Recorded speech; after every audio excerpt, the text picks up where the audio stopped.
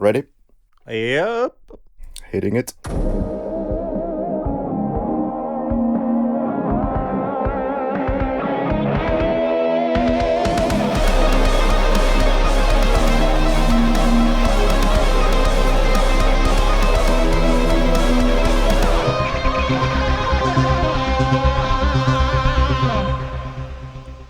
Welcome to the Flick Lab. This is Karri Ojala, your host of the night. And my co-host is Henrik Telkki. Say hi. I'm just visiting. And Sen, Hi. actually visiting. Welcome, Sen. We met during the summer when you were studying in Finland. Do you want to tell us a little bit about yourself? Yeah, I'm Chinese, but I've been living in Spain since I was 10 years old, so almost like over 20 years here in West. I consider myself more Western than Chinese, but yeah, I will contribute as much as possible in the point of views in Chinese spectator. And you feel that you are quite comfortable with the Chinese language? Yeah, sure. Yeah. Native Chinese. I think that's not the case for me and Henrik. No, I have some loose studies from the absolute beginner steps in Chinese or Mandarin, but nothing more than that. So I wouldn't say that I'm a speaker or listener or writer or anything. Okay, that's already much better than my case because I have no experience with the Chinese language at all. And sorry to say, this is actually the first episode that we're doing about a Chinese film in this podcast. Kind of a long time coming. This is the 119th episode. About time. So we're a podcast that breaks down international cinema every second week now, since our change of the format. In the past, we did like one episode for each movie, but now we're more concentrating on themes and maybe like bigger overall views on cinema. So I'm a media student graduate on the vocational level, and Henrik studies in the University of Lapland to be Master of Arts someday, I hear. Someday, hopefully sooner than later, but I make no promises. Okay, so what are we going to talk about today, Henrik? I guess, and I believe that first of all that congratulations are in order, because if Facebook tells it to me correctly, it's your birthday, Karri. Thank you. What a perfect day to choose to talk about a film about depression and suicide. Precisely. This is exactly keeping in with the tune and the theme of birthdays, especially coming from a Finnish film podcast, because by jolly, if suicide isn't the favorite pastime in Finland next to alcoholism.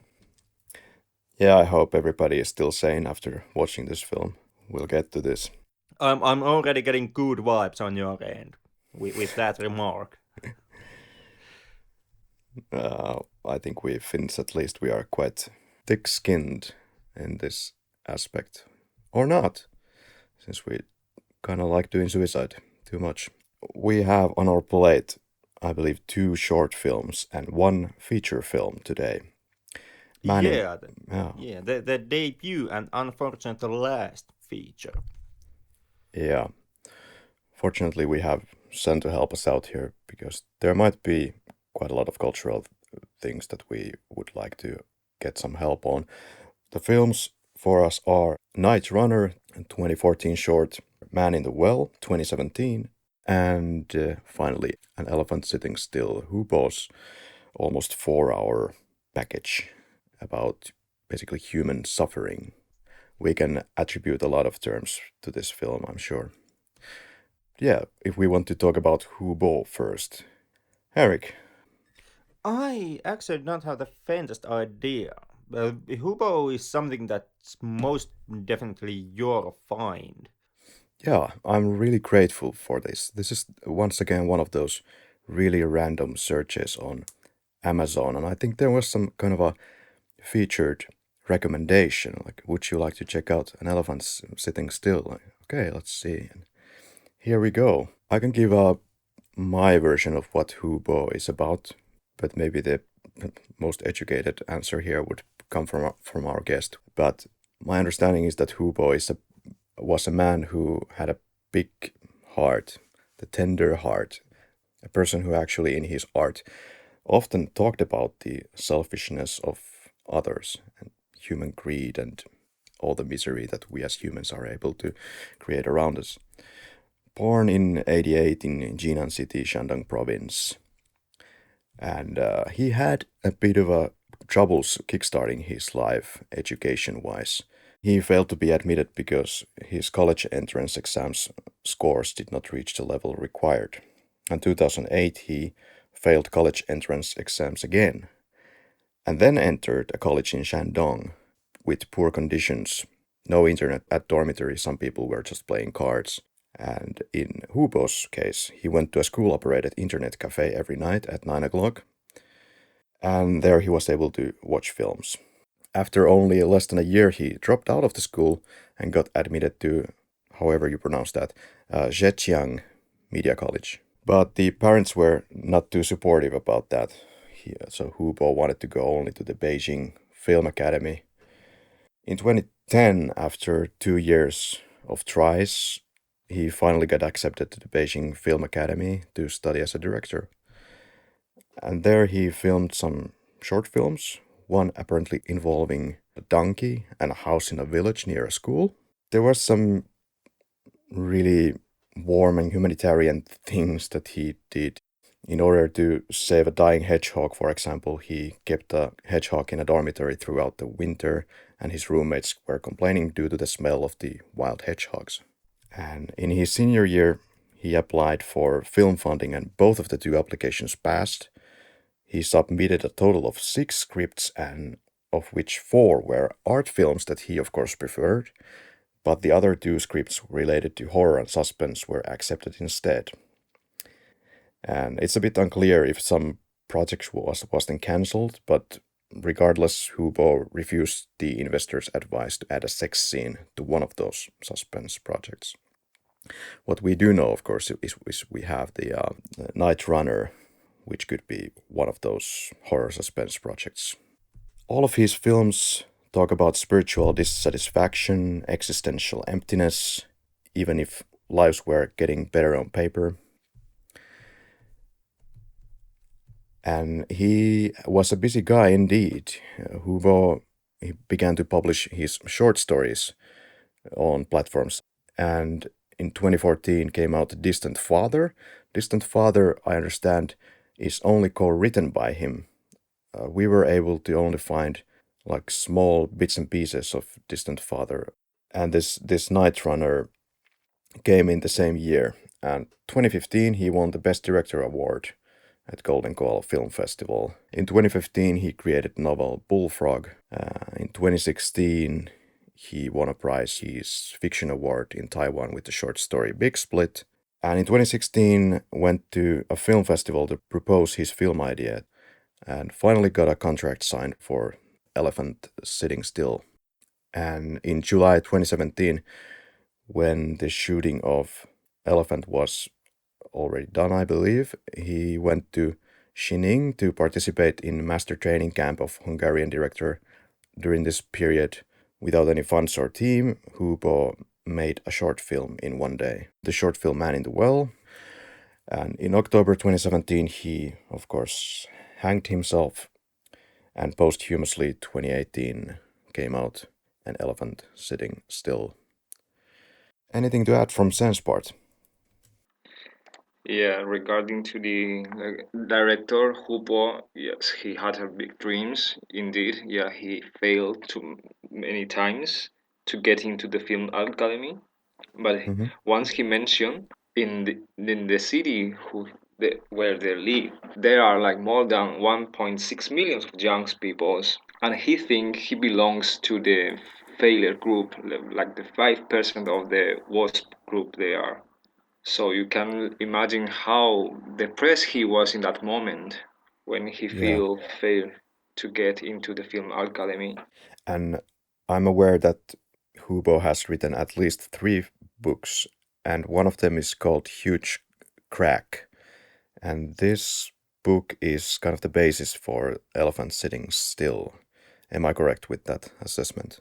Yeah, you are right. He just took 4 protagonists there from that book, and maybe for the Western society, they will think is reflecting the Chinese society or the was scenarios there. But maybe for me, in my point of view, those stories are like very sad, and you cannot see even at every day.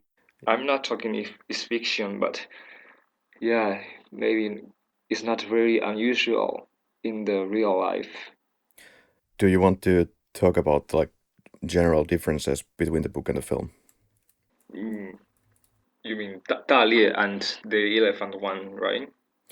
Well, I know only the English title, so Yeah. huge crack and the Okay, yeah. elephant. Is there some big differences there? Yeah, one of the main difference I see between the movie and the book is in the book he just reflect all the abyss or the human ugliness, and it doesn't show any hope. But in Elephants Sitting Still, maybe it will give you the feeling at the end the four protagonist is finding himself and finding another hope of life.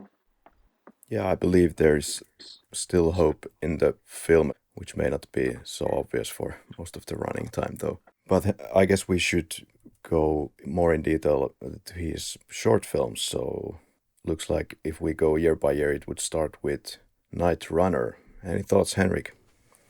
Well, what to really say about Night Runner? It's the most kind of adventurous, the most, well, dare I say, action packed of Hubo's films. It has perhaps the most narrative structure in it, despite its short running time. But at the same time, you can kind of see the similar themes, like the failure of the world surrounding yourself, and also the general feeling that everything is meaningless and there really is no point in anything. Night Runner, like Elephant, it ends with perhaps a happy ending. Kind of hard to say. They both end with the same theme, which is the main character kind of running towards something. In the Elephant, the main characters, or most of them, are in the end going towards the titular elephant. And the Night Runner kind of ends with the titular Night Runner running towards the audience. So there is some kind of a destination, but the destination still is hazy and vague. You don't really know what they are supposed to find and what they in the end manage to find when they reach whatever is the point they are going towards to. Yeah, this film could be easily seen as a project that a financier would like to, like a commercial financier would like to greenlight because it's not an art film. It would be the easier choice out of his scripts. But then what murkies the waters here a bit is that on the interwebs it says that this is purely a graduation project. Which I do find somewhat funny as an assessment, because going simply by, well, how the film looks like, I would say from his two short films, The Man in the Well looks like more of a, college graduation project, or student film. Yeah, that's true. But like you said, all of these films have to a degree like similar themes: loss of something, cheating, infidelity, but also something related to food.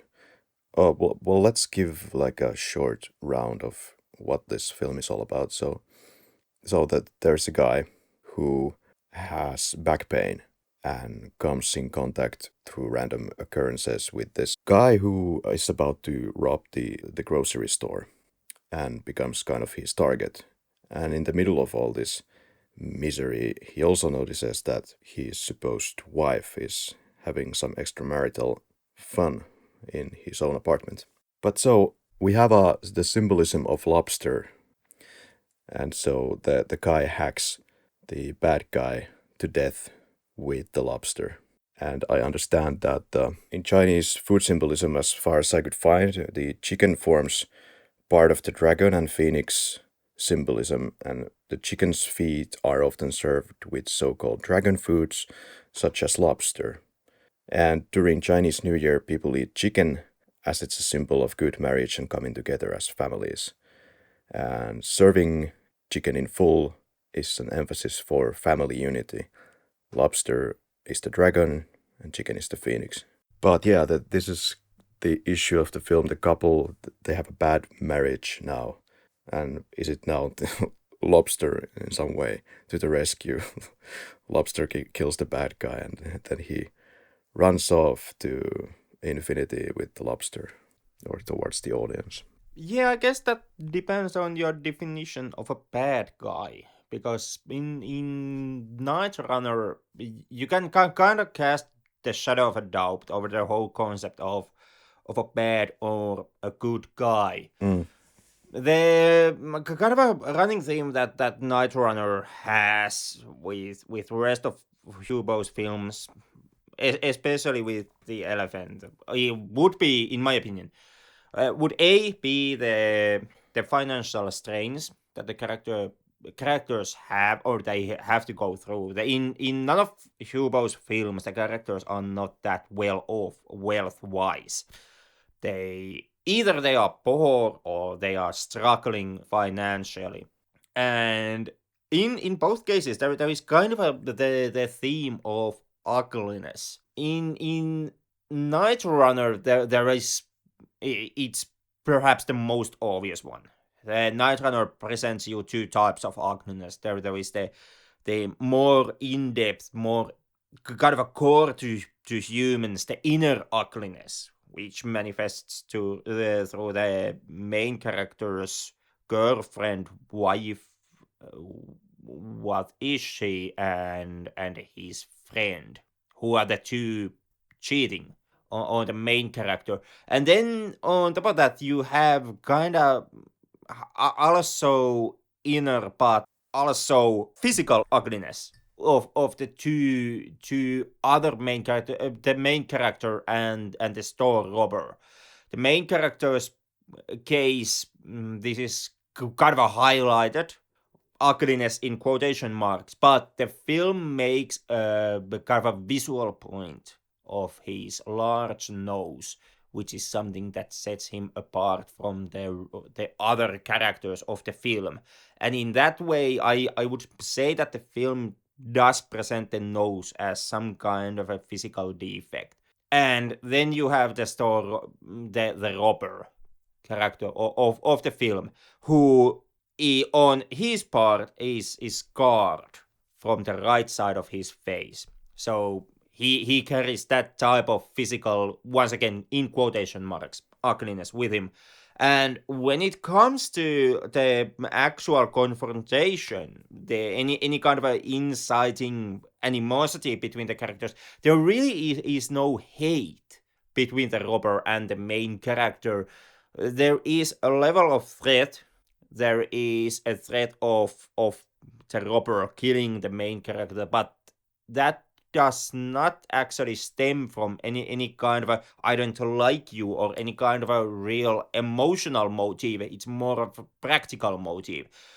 The robber is pretty well off and willing to accept and be okay with the main character up until the kind of a main focal point of the narrative, which is when the main character passes a cigarette to the robber, and the robber accidentally removes his mask, which he has used during the robbery. This way, showing his face, and more than that, showing the scar that can be used to identify and pinpoint him to the cops. And from that point onwards, the violence that happens in the film, that the survival aspect, the robber chasing the main character and main character having to defend himself, it's not really stemming out of hatred. It's stemming from the fact that the robber has to do something with the main character in order to guard his anonymity. and not really like close the loose thread with his robbery so that he cannot be pinpointed to the police.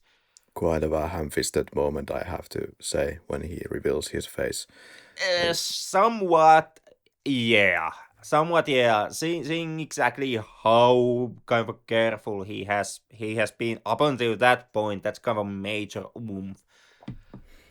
You could kind of see that this kind of a oomph moments are part and parcel of action, adventure, horror films. They are also part of Hubo, because the same oomph is a running theme also, or not a running theme, but it is an element that sets off some of the major character conflicts in The Elephant, where you also have the theme of two characters trying to connect through something, and that connection leading into an action, into an event that starts that kind of kicks the ball running down the hill, and leads into a series of escalating events. In Elephant, you have depending on how you count them,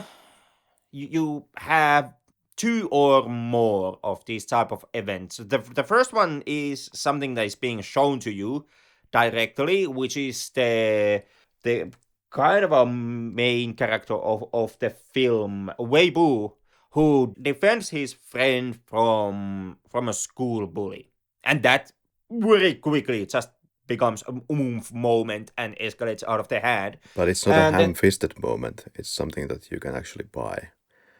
well, yeah, it is, but it's still kind of a like ham-fistedness, not in counting. It is still keeping in also what happens with in Night Runner.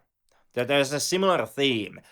The two characters try to connect over something, and N- that connection turns out to inadvertently lead into a situation that becomes unmanageable and leads into further actions from the character's part.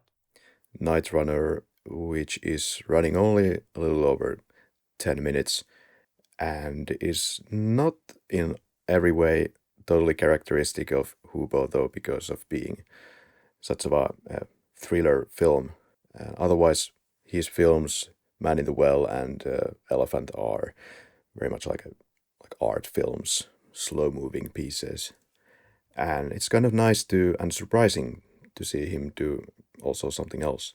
And as discussed, we also have Man in the Well, 2017 short film, also about desperation, survival, and life's aimlessness.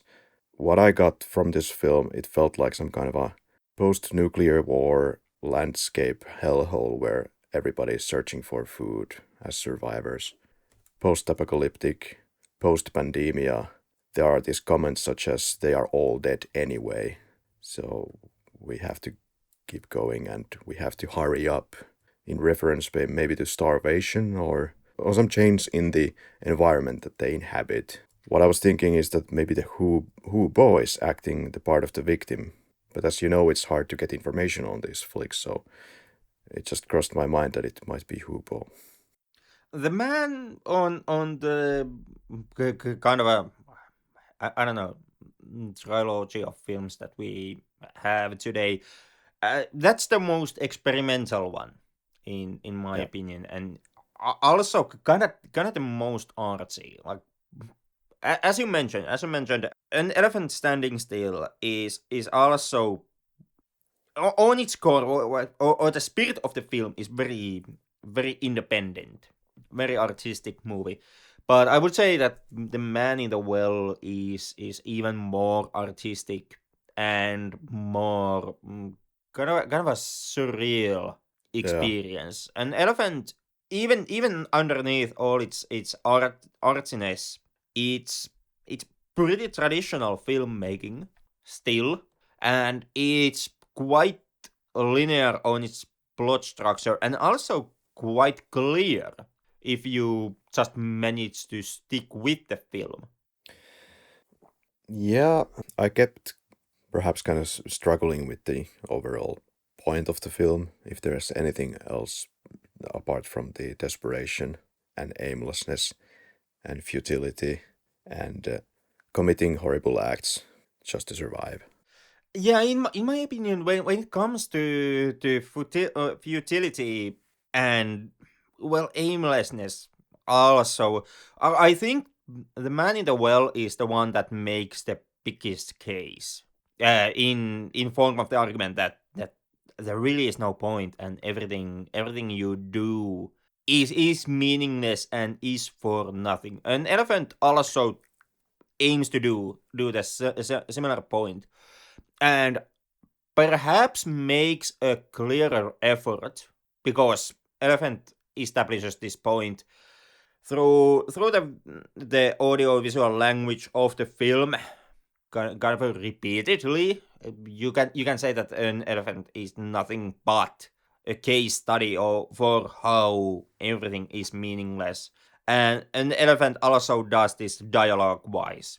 But when it comes to kind of emotionally, or when it comes to kind of having a crystal clear statement that nothing is worth of anything, I think that man in the well perhaps is the clearest statement that Hubo makes on this remark. Maybe we have talked about this ad nauseum in the past, but this could also be just a looking glass into what kind of human states we can possibly have in this world, and in that sense, it's just showing you what is, not necessarily making a statement about what life is or isn't, or how it can be viewed as, if it's a horrible experience, full stop, or if there's something we can do about it by changing our environment, for example. I think also in the elephant sitting still, there's a glimmer of hope near the end. And there is something that drives these characters, of course. And what drives them is the change, to at least escape their current environment. And that's what pleases them. Yeah, from my side, I want to say in the man in well, here the life to live is not just to believe in this time difference of the elephant sitting still. Those protagonists want to continue living and change their life, but here in well the life is has becoming an instinct, and they have to practice cannibalism to still to survive. Maybe it's justified the darkness in here. We were discussing on social media channels, and you had watched the elephant, and then you realized you still have 2 short films to go through, and oh, you're really trying to get me depressed, Karri. Yeah, I'm fine. I'm very happy guy, so there's not big issues. Well, that's great. So I guess we can move on to our main victim, as we like to call our film targets. Elephant sitting still. Most of the shooting was done early in the morning or late in the night. Mostly these are filmed during morning or night because of just conditions. They wanted certain fogginess and despairing look for the film. About 3 hours of filming per day. Otherwise, they had to run different errands related to the film. This is filmed in the same province all the time. Maybe Sen knows more about this location. Yeah, this place is Jingxing, located at very north of China. It happens. It takes a place in Jingxing only in the same time, in the same day.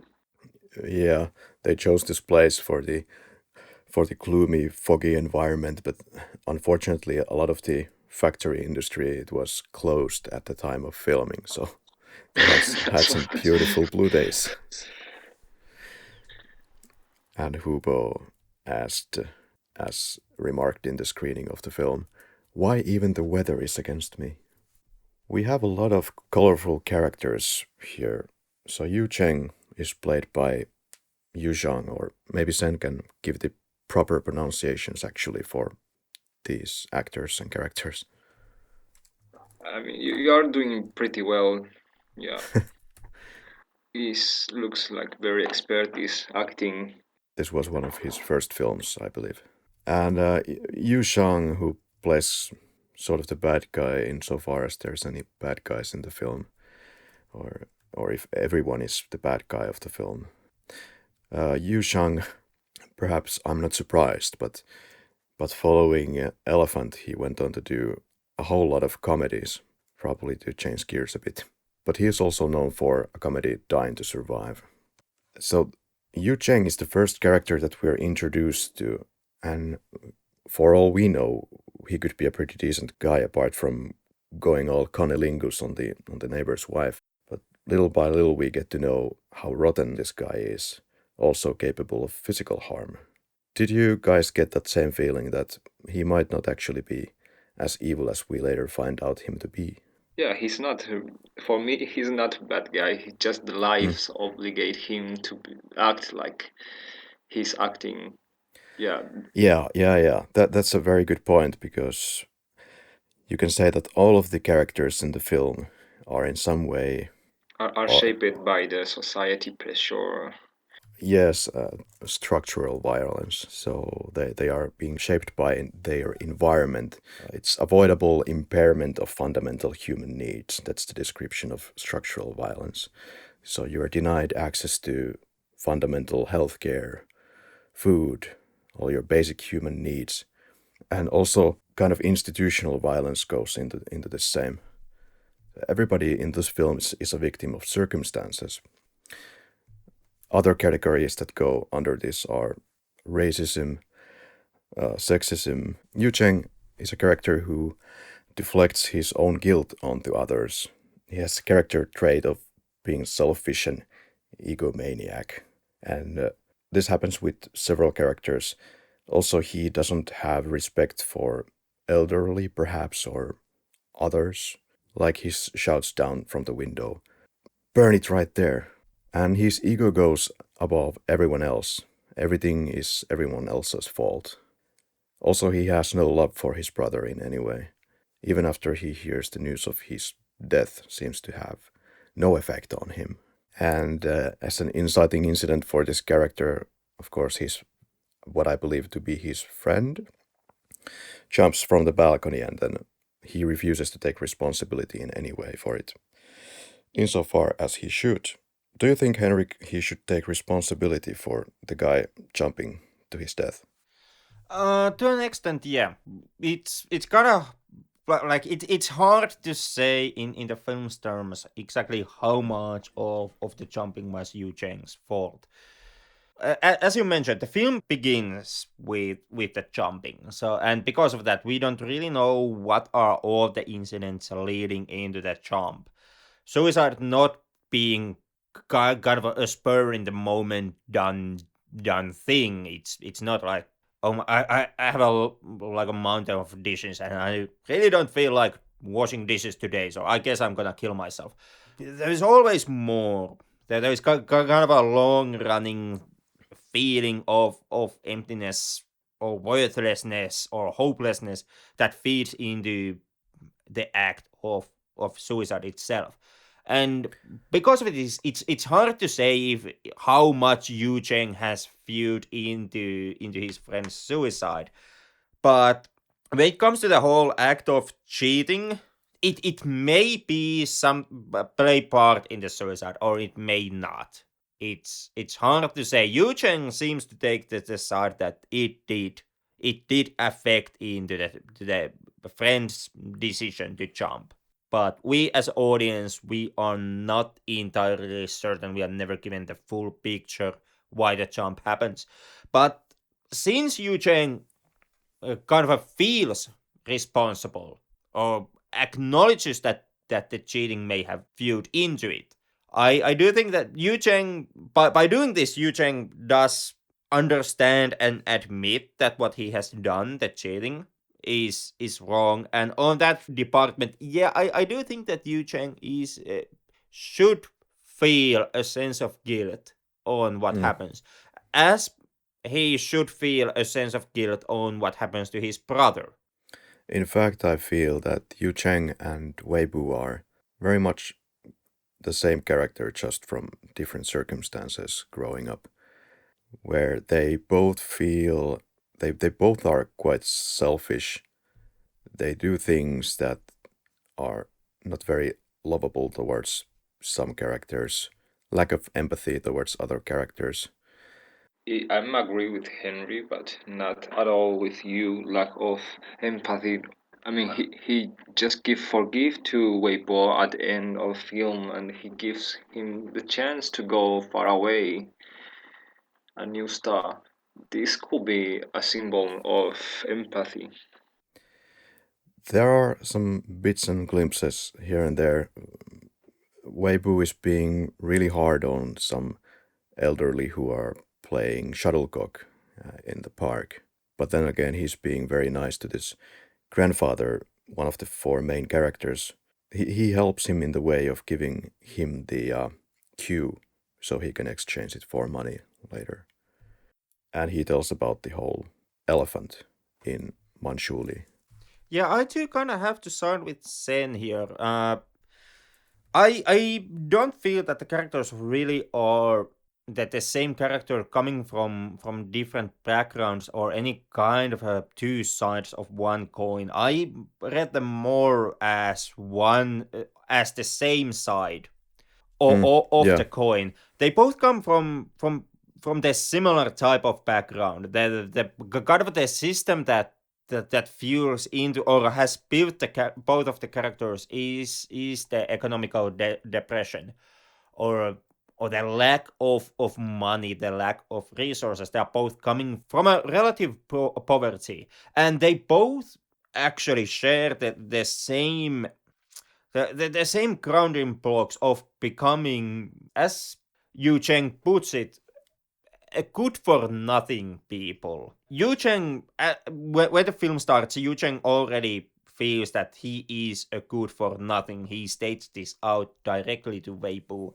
And Wei yeah, Bu, judging by his surroundings, is on a fast track to become good for nothing, since the surrounding institution gives him nothing to actually become something. That the school system that he's entrapped with is admits outright that it's the worst college that they have, and they are going to actually close the doors on that school, and nobody on the school administration is in no way interested on what happens to the kids. The vice dean is only thinking about how he will get a bigger office and cleaner desk once the school closes, and fuck the kids, fuck the students. And coming from that kind of a surrounding, you really don't have a choice except to become a good for nothing. So the background for the characters is similar. And I think that the trajectory that the characters are on is also quite similar, and the end result is kind of also similar. Well, Wei Bu starts as a caring character in the sense that he is defending his friend, who he believes has done nothing wrong. But in his actions and in his statements, Wei Bu is kind of the dickhead. And mm, same like Yu Cheng, Wei Bu at the end of the film also starts to acknowledge that what he has done is wrong. He starts to take responsibility. Wei Bu surrenders himself to the mercy of Yu Cheng, and Yu Cheng takes that act of surrendering and decides to show mercy on Wei Bu. Later, Wei Bu shows that same kindness to the old man and his grandkid. yeah. I don't really disagree with anything that you guys have said, but Yeah, I, st- I, I'm s- I s- completely with Henry. Yeah, I think the same. I got all the same feedback with you. yeah, but I strongly would say that all the characters of the film make some kind of a bad deeds, and there is no like clear lining of what kind of character this one is or what kind of character that one is, because it's, I think, kind of channeling the humanity of it all. that they are capable of everything, the good and the bad. And what I wanted to say that maybe most connects Yu Cheng and Wei Bu is their inner shame, the shame that they try to hide by acting in the way that they do, and they want to find some kind of a solution for that. By the end, Yu Cheng solves it internally for himself by making the phone call to this aunt and has told the truth about the situation of the suicide. Whereas Weibo, I don't know, but both of the characters at the end, especially Yu Cheng, he realizes kind of the futility of everything that he's doing. I don't know if he's particularly forgiving Weibo in anything, but he realizes that he doesn't need to do this. Yeah, I took that realization that he himself doesn't need to do anything as an act of forgiveness. Like what Wei Bu has done, even though accidentally, is kill a person, and for that there are legal ramifications. And those ramifications should come from the side of the system, like cops arresting you and you going through a legal court process, and then get a sentence or be sentenced by the system. It should not come from what Weibo tries to do at for the major running time of the film, which is take the law on his own hands, kind of inflict street justice, and like code out revenge. And I at the end of the film, Weibo lets go of his need to inflict street justice and have revenge on Weibo, and I took that as an act of forgiveness at that point of the film, because once again, when it comes to being judged by the system, that's something that Weibo necessarily shouldn't even be able to avoid. Like killing a other person, even though accidentally, it still should carry some weight. It should carry some response, and that response should come from the system's side. Yeah, I agreed. And it will come biting him because, as we see, IDs are needed to get a bus ticket or transportation ticket, so the authorities must be already following him. Something that is not so much under the surface is the way of many of the characters to bring it straight to your face with quotes like, "You're right, life is annoying." So they put into words what we kind of already get from the scenes, which maybe sometimes was a little bit too off-putting that, some really depressing dialogue from these characters at times. I don't know about the dialogue. In my opinion, what perhaps was I don't know, off-putting, but the most taxing aspect of the film is the cinematography and the cinematic language of the film, like the way how it's being directed. Off-putting, that part, the best part of the film, maybe. Yes, and no. Are you now correcting me on off-putting, or are you making the case that the cinematography and direction are the best parts of the film? It is one of the best parts of the film. Because I would kind of counter-argue with you on that point. I felt that when it comes to how the film looks like and how it feels, cinema-wise, is actually the hardest pills to swallow with the film. This is a film that goes nowhere fast. It's 4 hours of footage to tell a story that has kind of material for hour and a half movie when you look at just the narrative storylines. This is kind of a Aki Kaurismäki doing Aki Kaurismäki levels of slow. On the contrary, this is indeed almost a 4-hour film, but which doesn't feel like a 4-hour film. More like closer to 2 hours like 7-hour in length. film.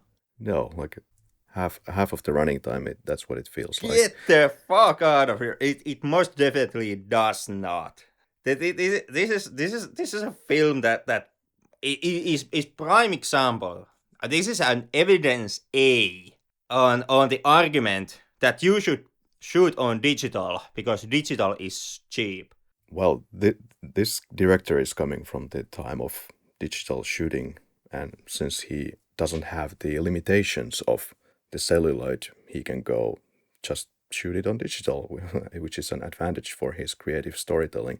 And this film, I can tell you, it cannot be much shorter than this to tell its story, because you need to get into the environment to just feel and understand these characters You fully. need to.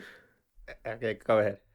Yeah, you need to understand the characters, and you need to be very close to them, and understand their headspace, and it never felt that it was dragging at any point. It was moving like a freight train.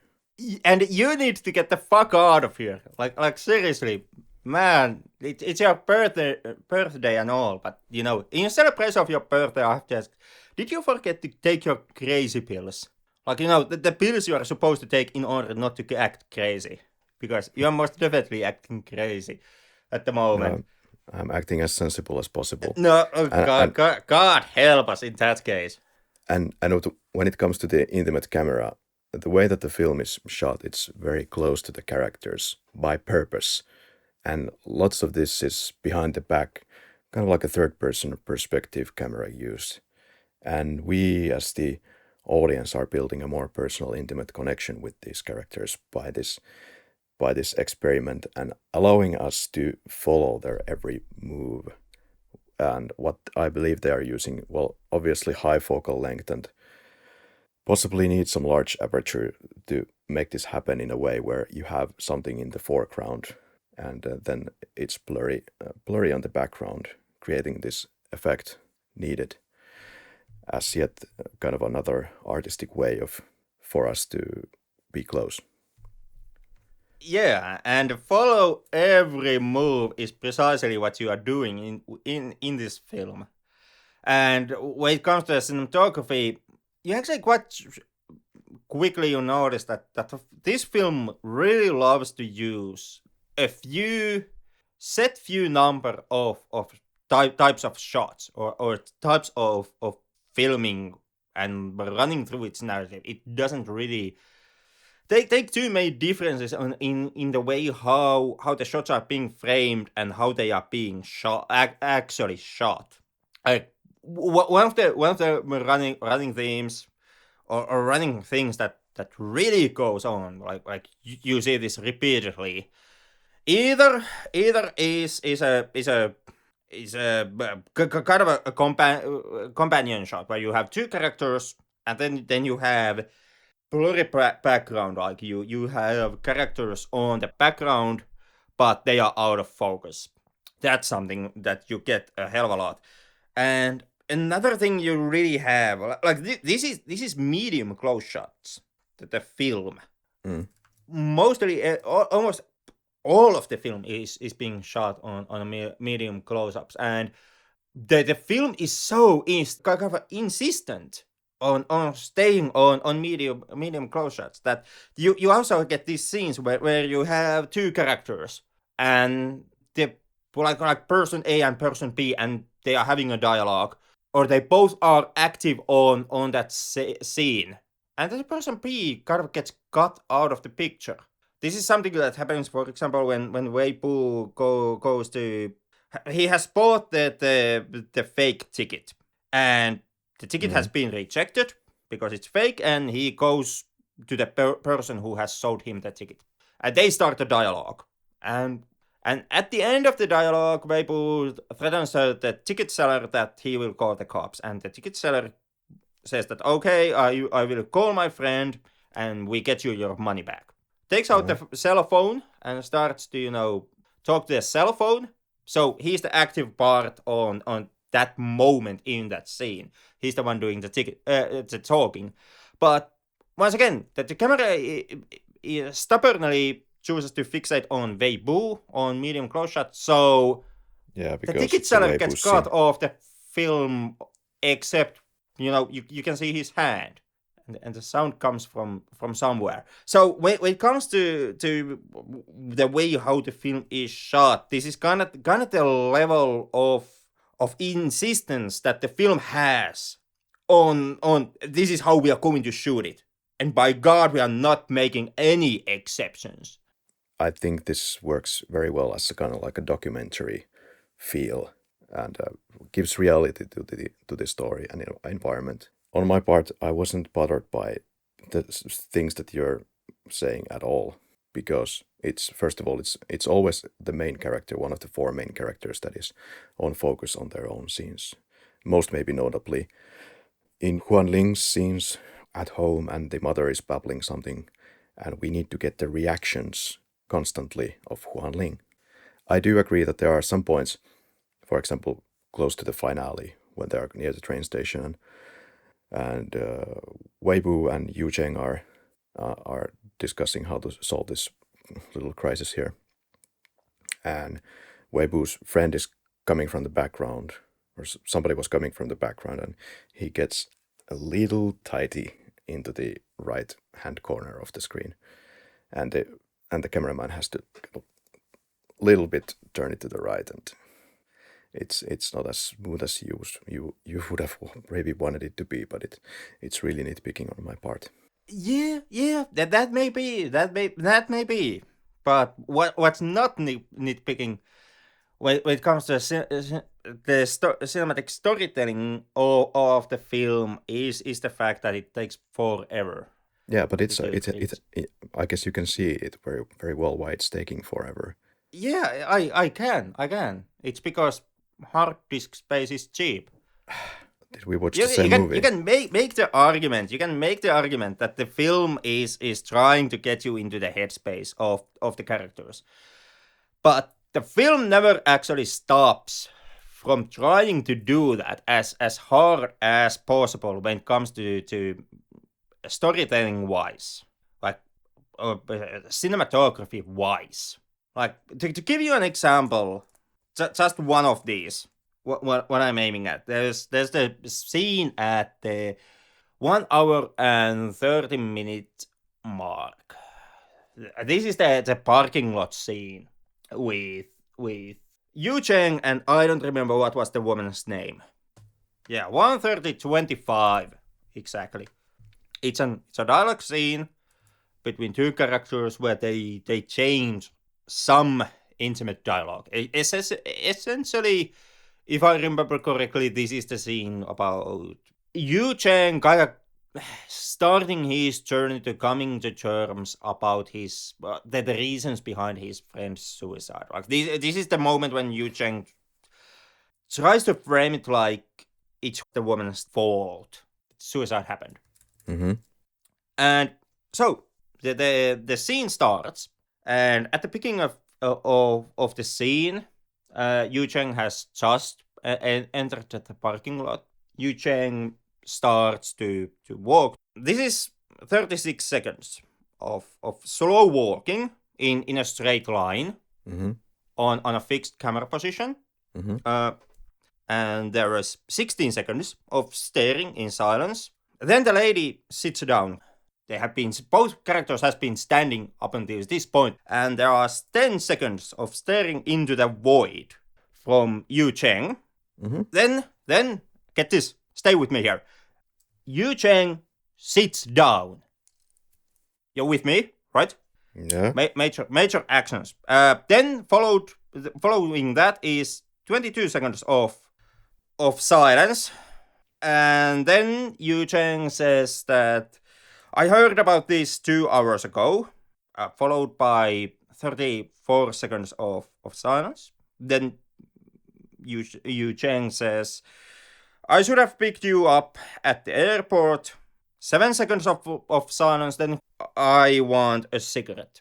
19 seconds of silence, during which Yu Cheng digs around with a cigarette and picks it up from the ground, and Yu Cheng is like, Are you saying that you to should people have who are a new depressed one? or No, don't interrupt. We're still on this scene. Come on. okay? Pay attention. Following that is 19 seconds of silent cigarette lighting, mostly off screen because medium close shot and the cigarette is kind of, and the lighter is too low to be seen on the frame. Then and during this there was the Yuan Jing is looking at something. Yu Cheng is looking at the void once again. And then Yuan Jing says that it's so tall. You're not being shown what, but something is obviously really tall. And then you have 55 seconds of silence during which two blurred pedestrians appear at the background. But they are being blurred during the entire time. And then the next scene happens. And it's that the film is 4 hours of this. Like what I just described to you more or less is the cinematic structure of the film. Sometimes the silences are shorter. Sometimes more happens in the scene. Someone even shoots himself. Or off camera, but that happens and one dude falls down the stairs or off camera, but you get to see kind of a punch and then the dude lying on the ground. But so there are, of course, differences on when it comes to the structure of the movie. But we are kind of more or less, we are keeping with the same structure for 4 hours.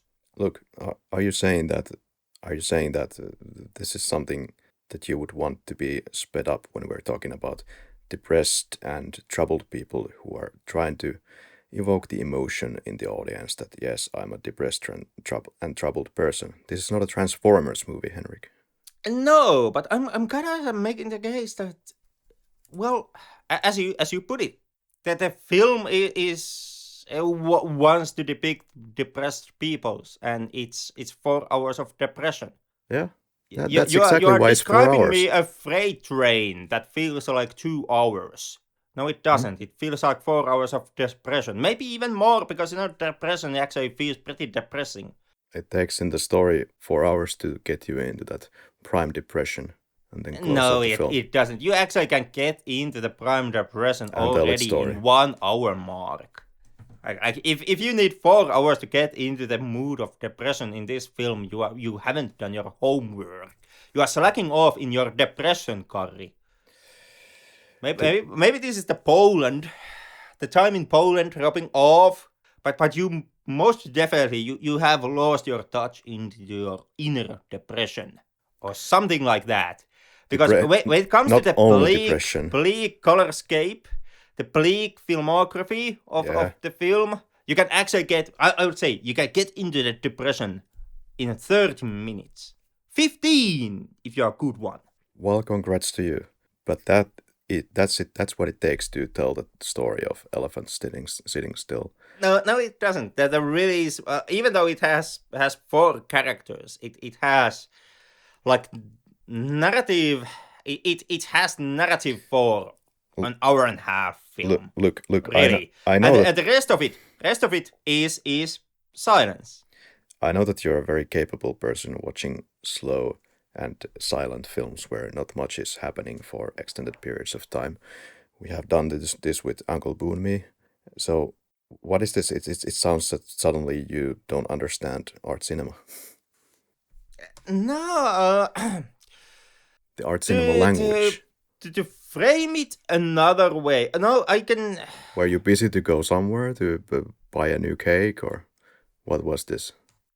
This essentially, the closest relative, or kind of the sister piece to this movie, which comes from the same themes, the poverty and feeling of hopelessness, the feeling of depression, which are the moods that this film tries to do, would be from the films that we have covered. I would say Stray Dogs, which when at the beginning of that episode, we both soften up to that film as it went on, and with Stray Dogs, the argument was thrown out that it aimed to be Zen filmmaking. That's why it was kind of so disjointed, and also had scenes that lasted forever, as we pointed out, and that also managed to be in 2 hours. So I would really hesitate to say that to make the point on this film, you must definitely need the entire 4-hour running time, because another Somehow filmmaker you are managed not to do able it to in 2. find a framework for this film, but you're able to find it for something even slower. Here we have goddamn action sometimes. Yeah, what action? You've been cheating on an elephant and watching those Transformers films, haven't you? We have a beating up of people here, sometimes off screen, but we do have major conflicts, whereas in Stray Dogs, no. But okay, I guess we just have to agree to disagree. I hate saying that, but yeah. Well, do we really? Because I think that director actually is doing this on purpose. Yeah, I everything is think that- on purpose here. It's a very Yeah. purposeful film. Yeah, and I think that what he's the main argument that Hubo wants to make through all of this is that the experience itself is more or less meaningless, or at least the way how he chooses to tell the experience is meaningless. Mm, When well, if that's the framework that you need to understand this film, then go ahead. I get a lot of hostility. What did I struck a nerve by accident? Jesus Christ! And on your birthday. I'm not showing any nerve yet. But stay tuned for that. Because when you look at the dialogue more closely, you actually start to notice that the film has a tendency. It doesn't do this too often, but it starts to repeat some sentences, like really short ones, 2 or 4 word sentences, and these are kind of a far and few between, and there are not that many of them. But I do think that the few that we have are quite telling. To give you a couple of examples, there is, for example, the sentence out of life, which is being said 3 times in rapid succession.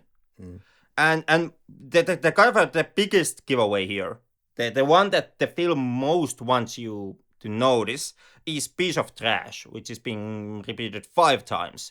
And in here, it's not even being masqueraded in any way at the end. At the end, it's just, characters repeating the word, the sentence, piece of trash. Piece of trash, little brother, and you will be piece of trash if you don't put this item on the window.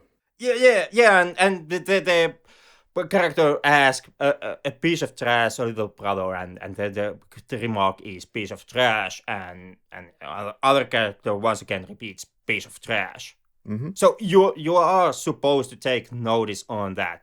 It's really in your face, and I think it's a that's surprising moment.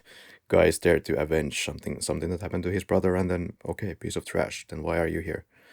That's what I would think as the grandfather. And on my end, I think that's actually the filmmaker himself kind of speaking to the audience. That's kind of the... Well, last week we talked about Jurassic Park sequels, and in Jurassic World there is the moment when the park lady Claire makes the whole speech how people no longer care about dinosaurs, so we need something special. And that obviously was meant towards the audience. Like that was the director making a remark to the audience. You don't want dinosaurs, you want something special. It's also I moment disagree. also was that film explaining itself to the audience. Like what's going to happen and why. And to me, piece of trash actually is Hubo making the same argument or making the same explanatory dialogue moment once again to the audience to show you and to tell you directly where he is coming from with this film, because there is another moment that really kind of is blatantly there, plain as day. You are meant to pay attention to this moment, but it's a dialogue exchange between Weibo and Huang Ling, where they are talking about the pure Q that Weibo has, since he has been playing pool. And Huang Ling is asking like, why do you play it? Like you are really good in pool. You have They're one. really good in shuttlecock. That's the only sport that he knows. Actually, shuttlecock kicking, which they do at the last shot of the film, as I understand it. Or what could be it. But he's carrying pool cue. He is carrying that, and I still am not sure if he took that only to gain money, just cheating the pool company, and if he did know Yu Cheng at that moment when he was there, because then he runs pretty fast out of the place, out of the joint when he notices him or what seems to look like it. It's hard to say. Yeah, you're correct. It was a shuttlecock that Wei Bu was playing. Yeah, my mistake. But the case still stands. They were talking about shuttlecock in that case. But the discussion is still essentially the same. I just got the wrong sport, but still the same discussion. And during this discussion, Weibo remarks that everyone can waste their time on any meaningless shit. It even makes you look like a freaking pro. Mm-hmm. And that to me actually is a director explaining his own film. Why waste all that time for you to tell? Why waste 4 hours to tell hour and a half worth of narrative? Why have all those long pauses? Why shoot the film exactly how you shoot it? And to me, that's actually is the director's answer. The whole this the long silences. So look what you're saying here. You're saying that the filmmaker is making fun of the audience. Is that what you're saying? That and he's just treating this whole experience as a joke. No, I'm saying that the director is showing a level of self-criticism, making the argument that his film, in the end, is kind of meaningless, and he does it to look like a pro. He borrows cinematic structure and filmography from well established form of independent and art cinema. This is your Aki Kaurismäki once again at full swing. This is Aki Kaurismäki times 5. When it comes to the cinematography, this is actually your pretty typical independent auteur cinematography. Well, I didn't get this from this quote. I think it's up to how you yourself see the characters and yourself. But can we get to the Weibo introduction? Maybe. We are with Weibo already. Okay. And we are. It's all meaningless, and shuttlecock is the only thing that is the only thing that he does, because other things makes him feel even more worse, which I also feel is the director once again explaining himself.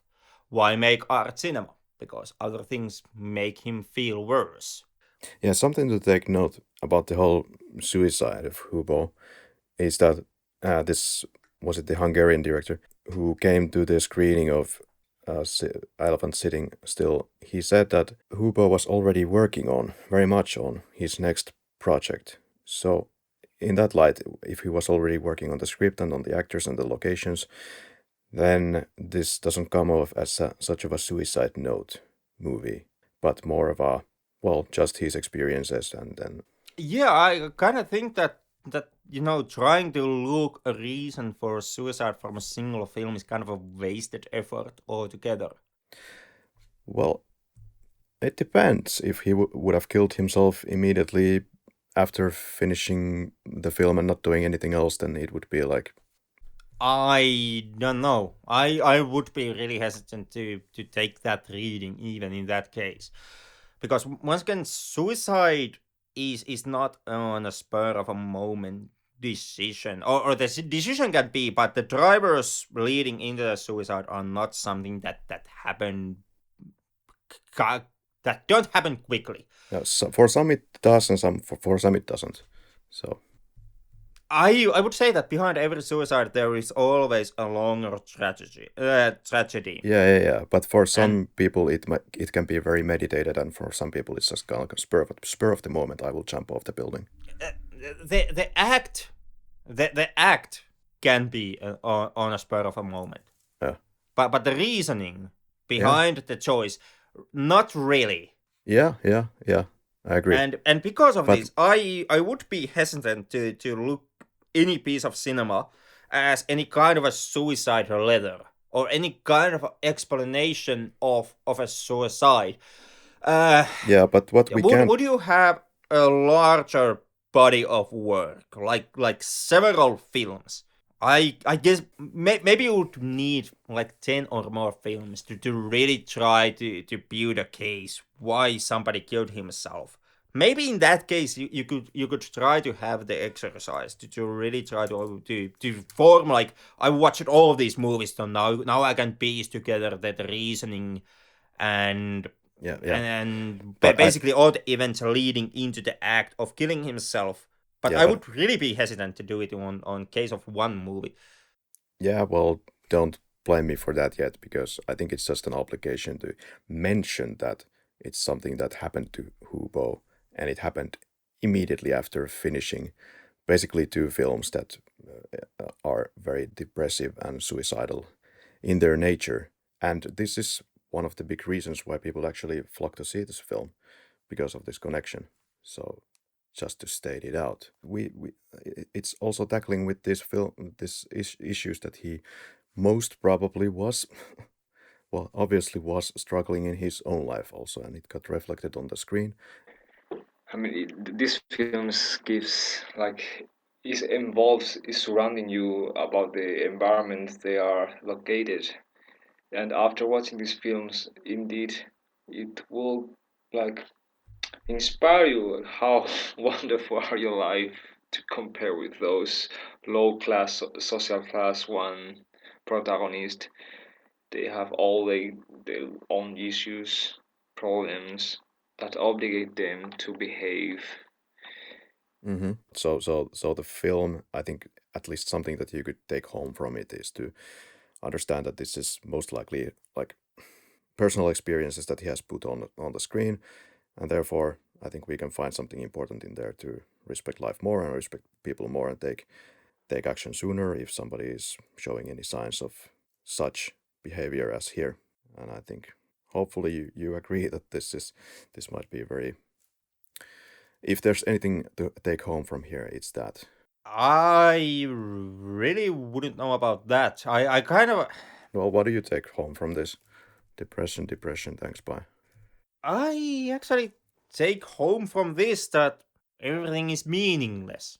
I actually don't. I have a completely different reading. And it's actually shown in the end when Weibo goes back at the train station to the grandfather, gets him back, and he says something like, okay, let's see what is beyond this city. And they go on this journey after all together to look for something better. Yeah, and that ambiguity perhaps is... I guess that would be the biggest factor in defining how you will view the movie and how you will feel, what you will feel the film will say, because in that ending, in the very final moments, the film left it unclear how it will all play out at the end. You have kind of 2 different versions which are being raised in that moment. The grandfather says that there's nothing except waiting for them at the end of the line, that you can look into the distance, you can look at the other side of the fence, and you realize you never get there. You'll never get into any place different. Yeah. Wherever you go, you are always stuck in here, which to me translates into you will always be stuck in meaningless and nothing mattering. You can be stuckmanized. At the moment, I very agree with Henry's opinions about the films, the moment of silence. Yeah, Yeah, I have to quite be surprised by the opposition here tonight.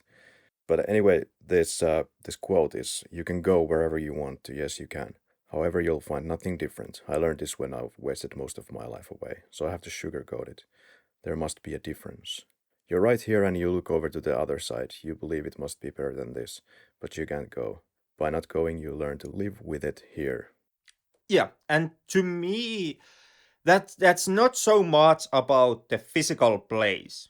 Like he's not the grandfather who says those lines is not talking about the city they are living in, but he's talking about a more existential thing, like the meaning of meaningless and the life not having a meaning and there really not being a purpose for you in life. And the counter argument to do what grandfather says comes from Weibo, who encourages the grandfather to come with him one last time to the next destination, to the next city, to see the elephant.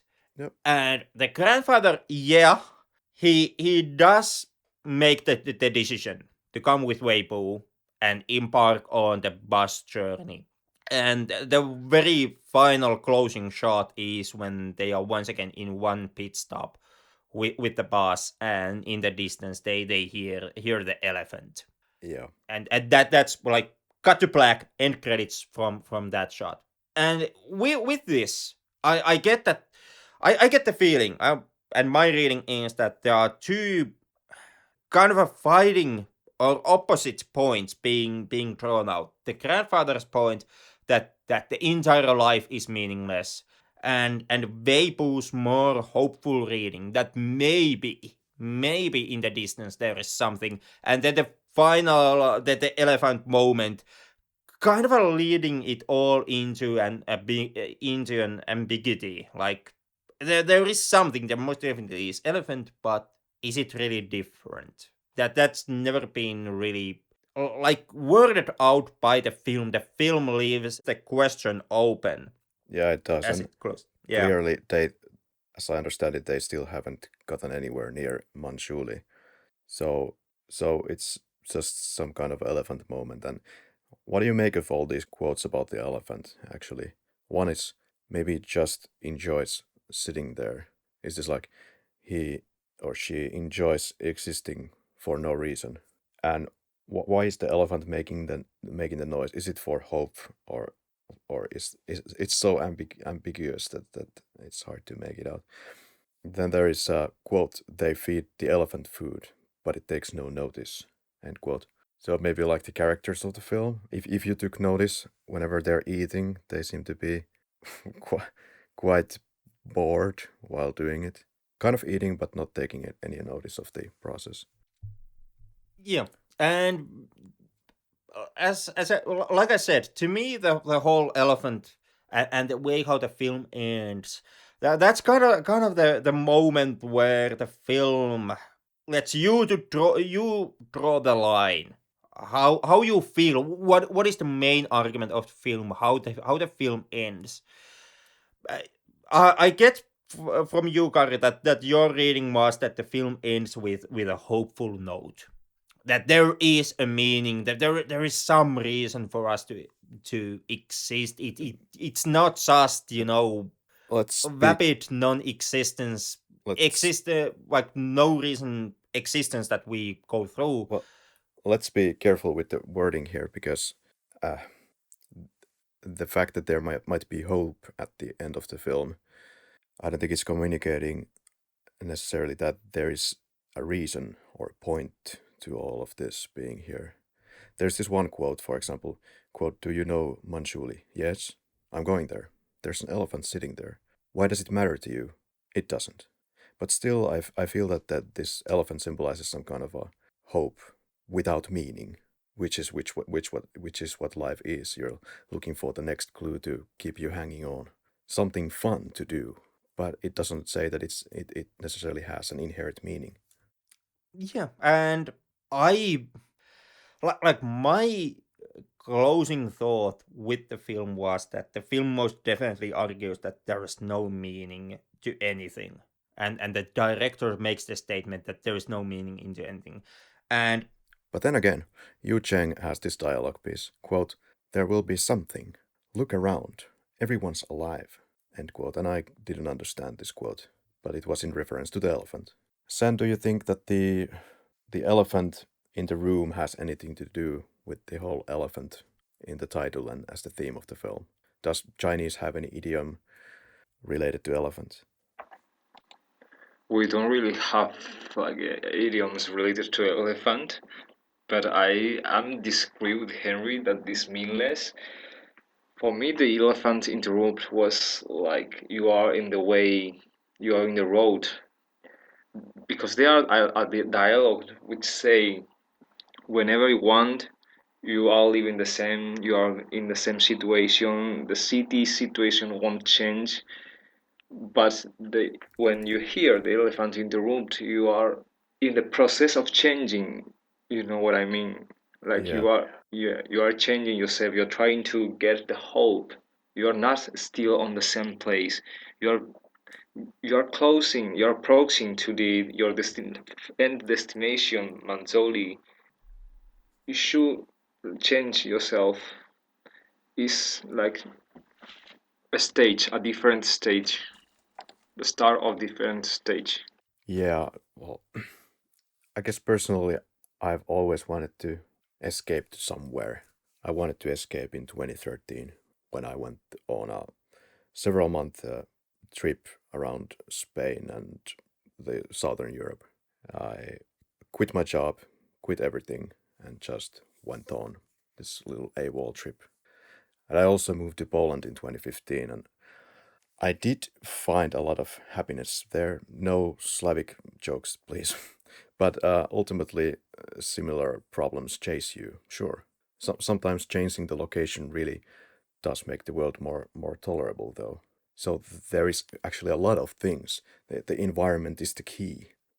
That's the kind of the problem that all of the characters are experiencing in this film. They can't be happy because of monetary problems. It's because of the town. Maybe they are not unable to get work there. Maybe it's the system that they're living in. Maybe they need to Yeah, change the country. So indeed. Yeah, the life problems, it won't stop chasing you. But when you change the place, you find new hopes, new yeah, changes in your life. Yeah. yeah, yeah, and I think those changes are enough to keep the show going. Even they haven't arrived in Manzoli at the end of the film, but in the room, for me, it means you're approaching. Yeah, You are close and close to your new life, new. Yeah, guys, life is meaningless. It truly is. There's no point I didn't say that there in is any any kind of a biblical reasoning for life or anything other reasoning in general. I said that there is ways to make yourself live a happy and content life. Yeah, it's a self-made illusion in your head. You buy and consume shit. You go to places, and you tell yourself that this really makes it all worth it. I guess you There's a should reason meet. for me to exist. There's Yeah, a I should exist because of these moments. But what they really are, they are just a trap. Like they are it. You are trapped in a cage, and life just keeps kicking you in the head. And every now and then life throws a piece of cheese at your direction, which is you going to the next place, or you getting some nice shit or something like that. You make a lot of money, and then life just and that piece of cheese gives you the impression that no, yeah, life is grand. I should go on existing. Then life just comes in and kicks you in the head a bit more, and just when you are finally giving up a second time, it throws you another piece of cheese, and you eat it, and you're like, no, yeah, no, there is meaning to this. There's a I should go on, and then life comes and kicks you in the head once again. so I believe you haven't delved deep into the practice of meditation or other skills and mastering of the mind, The understanding the argument mind, the the argument argument you that are you can be happy in actually any environment to a degree if you just master your mind in doing so. You can be in a isolation cell for 2 years if you are skillful with your mind. So you have to remember that it's mostly in your head what you're experiencing. You have to sometimes, defragment the drive. That sounds a lot of talk coming from a person who hasn't been in isolation or hasn't been, in any kind of who has always managed to exist in a nice, comfy, some kind of Western society where you don't have to, I don't know, take part in war or see hunger or face any kind of a major obstacle. Certainly, take my position for example. I can very easily make that argument. I have a roof on top of my head. I have enough financial gains to get food. I don't have to starve. I don't still you're face complaining. war, Holocaust, genocide, any kind of a major obstacle. Of course, for me, it can be just meditation. I just free my mind and let it wander, and I can be happy. But I would kind of be hesitant to say that would apply to all and everyone. It's something that I can say because I enjoy a hell of a lot of privileges as I go by. I don't really have to worry about the basic necessities of my life, or even the continuous existence of that life. There's no major threat for me. So of course it's easy for me, find a happy place and just be happy and not to worry. But I kind of would be. I hear this argument every now and then being raised up, and usually what I found out is that the people raising that argument are people who don't have to exist in isolation, who don't have to exist in solitary confinement, who don't have to exist in any kind of a war-torn hellhole. Yeah, but for example, India, it's one of those big countries that we know of that utilize meditation. So some of those people who are living in close to absolute poverty conditions even, they manage to live some kind of a happy life, maybe due to those teachings. Anyway, the Hubo, his kind of a basis for this film is also kind of the modern life where, like you said, that you have a roof over your head and everything seems to be fine on paper, yet we're still feeling empty, which I don't know if apparently Hubo didn't have any resolution for that. Well, he did have a resolution to that. I mean, if you take the point of view that the life is meaningless, which is kind of the point that all the characters are coming from in this film. Yeah, but then what? So it's meaningless. So what? Yeah, like we have, like, it's all very much about the state of mind. Something bad happens to you, maybe nothing happens to you, but you feel bad because of the fucking chemicals in your brain. And to help with that situation, you eat better food. You start to feel infinitely better. You start to meditate. You realize that there is neuroplasticity to your brain, and you can always change your brain actually by doing whatever you're doing. You're changing your brain all the time by situation and what you're doing with it. So there are ways to approach life in a less murky fashion, I'm sure. But it doesn't work for everybody. Yeah, and none of that actually still gives any meaning to exist. Like certainly you can be happier, but as I would state, the film argues, you still don't have a meaning in any way. There's no meaning in anything. There's no meaning. But is there meaning in life? in There's death? no meaning in the film. You can say that there's no meaning in death, Right. and there's no meaning in this podcast. This is all meaningless shit. The only point in this whole exercise is that Like This is the Weibo Shuttlecock, states the it that. podcast. Hmm? This is the Shuttlecock, the podcast. Trying to show off how good we are in something. Yeah, yeah, yeah. To me, that's the major argument of the film. As Weibo puts it, it makes you like if you invest a lot of time on meaningless shit, it can even make you look like a pro. Mm. Hubo looks like a pro. He's an independent filmmaking darling. If the reviews are anything to go by, Or maybe he just wanted to communicate something nice. or maybe he just wanted to say that nothing matters. Or maybe he wanted to say that, look how good I am.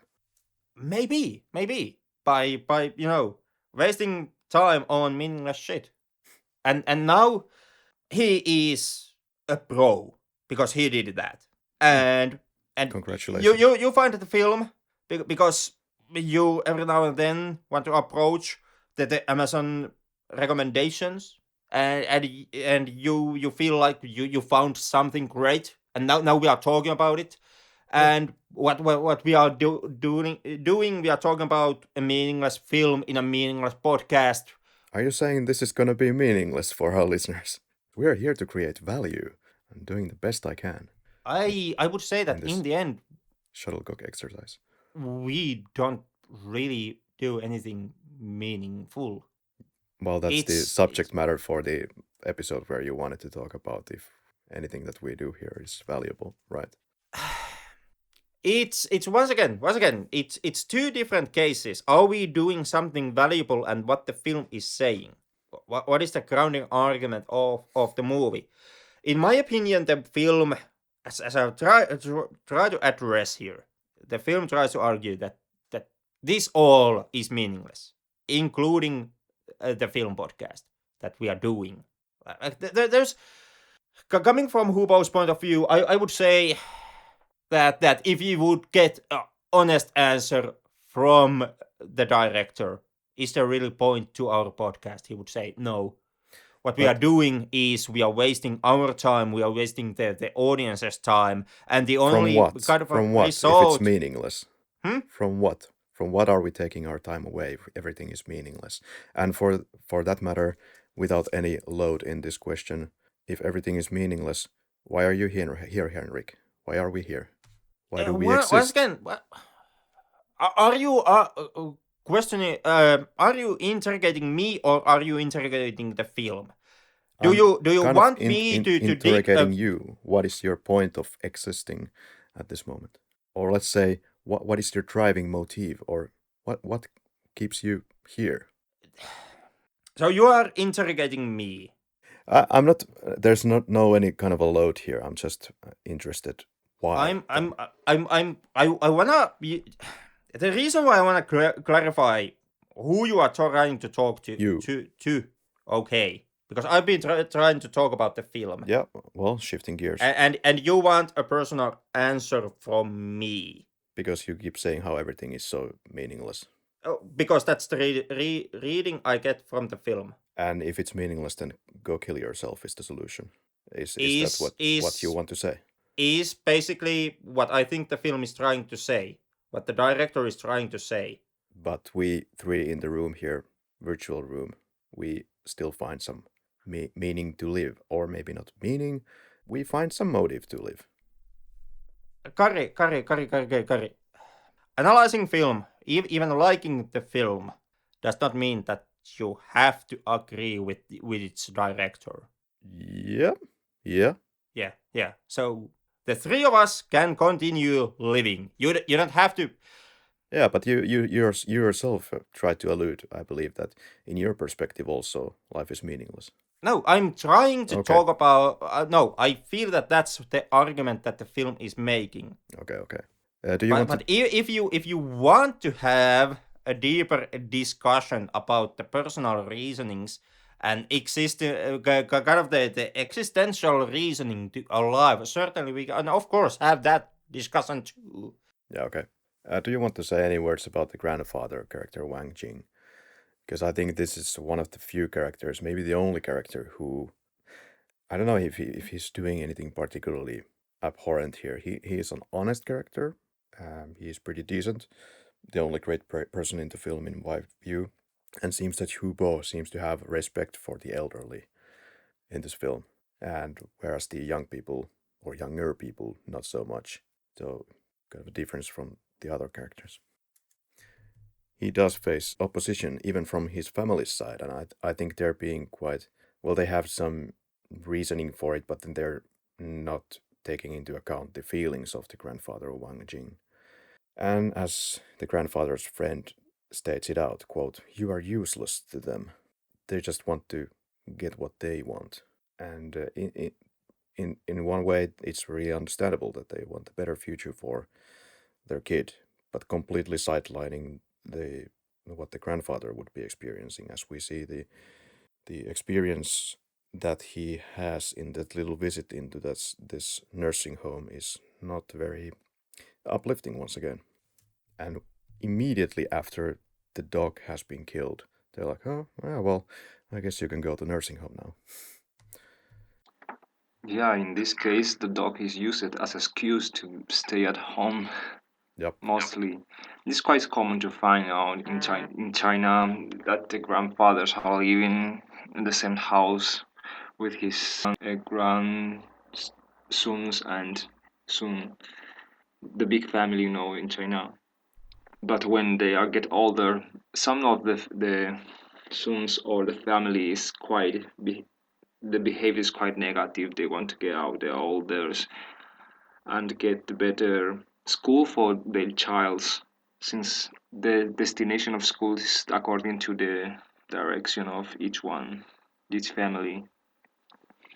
And there are a lot of difference between a good school and a bad school that you see in the bad high school in this film. How level can be the director, or so in this case the older used the pet as excuse to refuse or to reject the proposition of his family. Okay. Did you find any special purpose in that Huan Ling wants to be with this vice dean? Like, would that is that for looking for just a better place to live because the mother is a complete douchebag? That's probably mostly it. And I'm not sure what that video is what is being circulating around, but apparently, according to Huan Ling's words, they did nothing out of line. Yeah, the two films that have been shot within the film's universe, the camera footage. The first one being Weibo's friend, who has been filmed when he has been pissing, which is the kind of a reasoning for the friend stealing the bully's cell phone to get his hand on the film, and the later one being the one that you guys mentioned, which is Huang Ling and the vice dean, I guess, hang around in karaoke bar. To me, that was once again kind of a showing that the Hubo kind of a showing you the moment of trying to give a meaning to something meaningless. Because both of these characters, Weibo's friend and Huang Ling, they make a huge number about the existence of the films. The Weibo's character, as said, steals the cell phone, creates the whole inciting incident in Weibo's narrative story arc by stealing the cell phone and causes the whole avalanche of bad things that happen. And Huang Ling feels that her life is destroyed by the film about her and the vice dean together in some karaoke bar, if I remember correctly. In both cases, you're not being shown the films, but what you kinda get from the depictions of the films is that there really is nothing to them. Mm-hmm. Like maybe. yeah. This is once again where it gets murky. The characters themselves, they act like they are big deal. Huang Ling feels that her life is over because the film exists, but the depiction of the film is that it was nothing. It was her and the vice dean at the karaoke bar, and nothing happened. Weibo's friend feels that his life is somehow over if the film gets uploaded and into circulation, but the depiction of the film is that it's just him pissing and nothing more. So what you are being told that the films hold is that they are actually quite meaningless, and the characters are trying to put a meaning into them. Well, it depends, I guess, on the content of the film. I wouldn't be really a happy, jolly person if somebody was carrying some kind of a pissing material on their cell phone. Well, you might not be happy, but would it end your life? Like It would be sexual pretty- material it would be between a pretty student awkward. and a vice dean. That certainly would be bad. But once again, the film makes a point that's not the material. Like Huang Ling makes the case that nothing indecent happened. It's just them, the two of them, in a karaoke bar, and the frontal nudity pissing video. Yeah, embarrassing maybe. Not too happy that it exists. It might be an inconvenience, but would that be a life ending either? Would it be worth of carrying a handgun into a school so you can threaten the bully to give up the cell phone, or is it even worthy of stealing another person's cell phone? Well, I would have And then definitely having done it. to buy a new phone for the bully. Yep. Not necessarily. I mean, it's embarrassing video certainly, but in my opinion, not necessarily life ending. Not life ending, but awkward to the point where I would also take his phone and smash it to a million pieces, throw it to the lake. Okay, because I most likely would just be like, yeah, Well, oui sera. you have no shame. No, I'm a Finnish film podcaster. Of course I don't have. Jesus Christ. From which we get to the no shame of the vice dean, whose wife seems to get the idea now from the circulating video what is going on, and that this little girl, but this girl is hanging with the vice dean, and by that we get the notion quickly that yes, their relationship hasn't ended, and now Huan Ling has been betrayed, like almost every character in this film in some way has been betrayed, so she leaves for Manjuli after a while. And Li Kai, this friend character, is also similar, kind of cowardice and selfish in the way that he doesn't tell to his best friend Weibo that, well, I actually stole the phone. Only around the middle point of the film he starts to open up about it, and then Weibo says that you sold me out. Quote, you worthless punk, I'm probably the last person to see who you really are, end quote. Probably meaning that some violence will ensue to you. I didn't get that meaning. What did you get from that? I get that it was just a disappointment. Like kind of like in another movie, you would have two characters, a man and a woman, and one character has been cheating on the another, and now that character who has been cheated on finds out and just goes to the cheater and is like, now I finally see who you are. In that film, kind of a typical your drama movie moment where no violence happens. It's just I finally see who you are. We are through. I'm breaking up with you. Here's the engagement ring, you bastard. Kind of moment, and that's how I took it here also. I never got the feeling that Weibo is in any way threatening violence at his friend, or even making the case that any kind of a karmatic violence would happen to him. He's just like, I'm the last person to see what kind of a spineless prick you are. And one of those rather ambiguous moments is when he appears near the end with the gun, threatens Yu Cheng with it. Is this Li Kai trying to redeem himself to Wei Bu? I don't think that it's him trying to redeem himself. I think that's him trying to find a meaning for himself. Li Kai presents the gun earlier in the film. In that moment when the gun is first presented, when it's kind of a setup, to me, Li Kai is trying to make the point that he's finally something. Like he feels like every other character in the film, he feels worthless. He and meaningless of his own existence. He feels like he is nothing and nobody.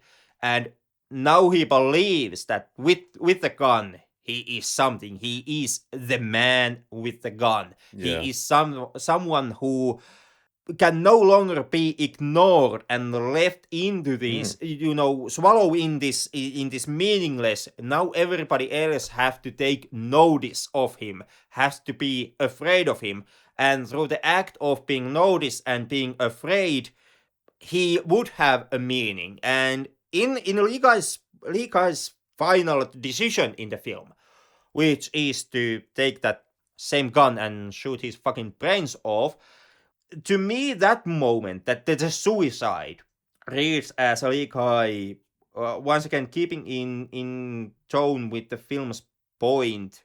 Li Kai understands that even with the gun, his life and he himself would not have a meaning. That even when somebody would be afraid of him, even when he would have the power by being the man with a gun, there still is no meaning. Nothing changed. It's like the grandpa says at the train station that you can go into some place and it's the same. Nothing changes. Li Kai kind of goes into emotionally into another place. He becomes somebody else. He becomes the man with the gun. But it doesn't matter because nothing ever changes. Yeah, on my part, I get actually a whole lot of tranquility from the fact that there is no meaning, which I actually agree with. And so there is no actually external pressure put on you to actually do anything, really. You can just live your life as you very damn well please. As you should, in my opinion. To live a healthy and quote unquote meaningful life for yourself, but not being a dick to others. But Li Kai says that the world is just disgusting and shoots his brains out. Anything about Huan Ling? Basically, like other characters, Huang Ling presents, at least in my view, she presents the same argument than the three other characters. She comes to the argument from a different perspective. All four characters, they live in different type of situation, surface-wise. And the family issues they are in Wei Bu's environment and Huan Ling's environment. Here it's the mother. Don't use my foundation. Don't get pregnant. This kind of person who is never listening. Quote, does shaming me make you happy?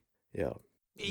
With Huang Ling's mother, you kind of, it's at least for me, it was hard to say what she really is. She comes off first as a selfish person, but as she gets more screen time, her condition starts to read more and more like a depressed person. And from that point onwards, you kind of you can ask the film, which one is she, or is she both? Is she selfish, or is she depressed, or is she a selfish person who is depressed, or is she being selfish because she is depressed? Yeah, you can't choose your parents or where you grow up. She's a victim of circumstances, structural violence. One of those less nuanced characters is, of course, Mr. Ali, the vice dean. Extremely selfish and cowardice person. Or maybe Henrik would like to say just realistic, He doesn't care about the fate of the school students and is just looking for his own end. Doesn't care where they might end up. In fact, he downright pisses on these people. Yeah, Like I said, yeah, he is a character who is kind of looking for his own end. He tries to live a meaningful life for himself.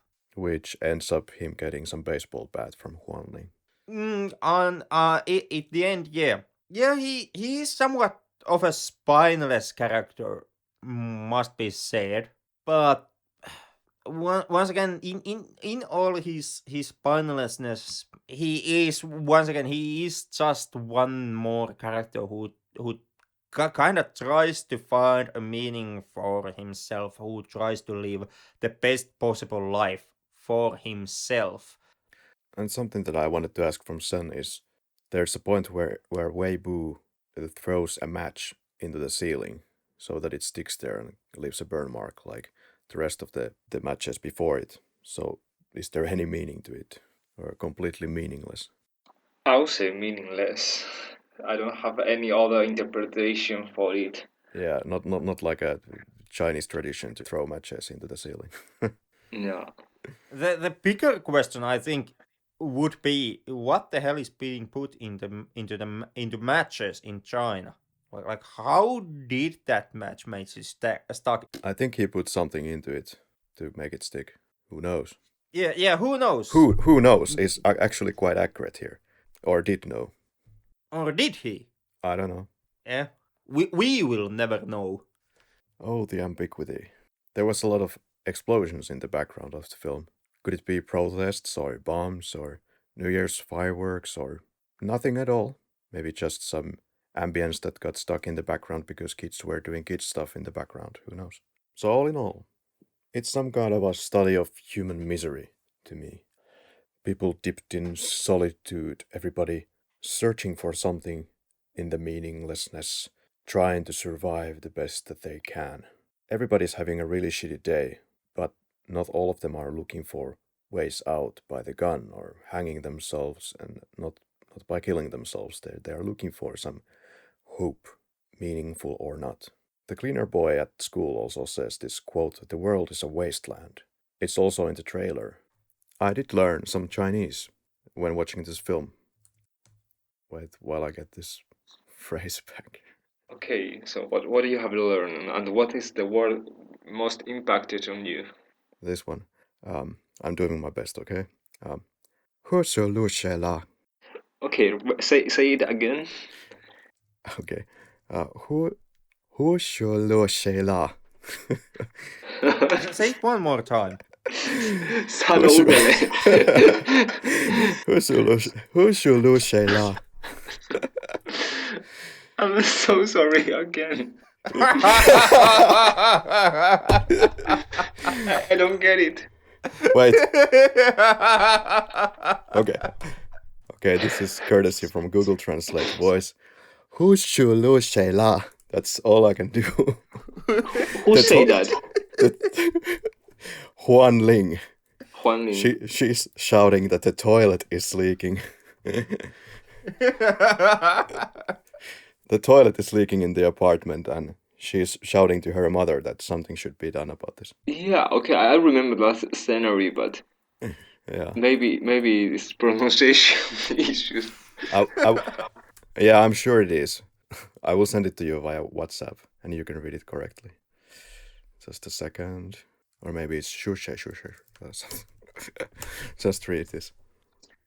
But what? Oh, okay, I got it. It means that there are waters on the toilet. Yeah, how do you say that in Chinese? 厕所漏水了. And there we got it. Yeah. So why just pay attention in this sentence? Is any special there? Very important key sentence. Yeah, is any key? It sums up the entire film. I tried It's to relevant for the film. Yeah, I tried to have my shuttlecock moment. Look how much Chinese I speak. Okay. Oh, well, I see. crash and burn. So, but is the film making a statement about the general futility of life, or is it more about the statement about the toxic people and toxic circumstances, or just the futility in general? I To think me, in general, this is more like only focus on toxicity, people and relationships. It's not happens in the daily life, not too much. Yeah, so something that is universal, not related to Yeah, Chinese state or this place. exactly. Yeah. Yeah, from view of the drama and story, it's only talking about the lower class society class people who is affront their life every day and the worst scenarios they got it. Yeah. Maybe because I think most of the European peoples confuse these films as an perception of Chinese societal daily life, but it's completely misdirected. Okay. Yeah, the ugliness it's that this move shows it could happens in everywhere. I suppose we can go to the quickies at this point. I guess we have meaninglessly wasted anyway the listeners' time. Don't worry, Henrik. Enough already.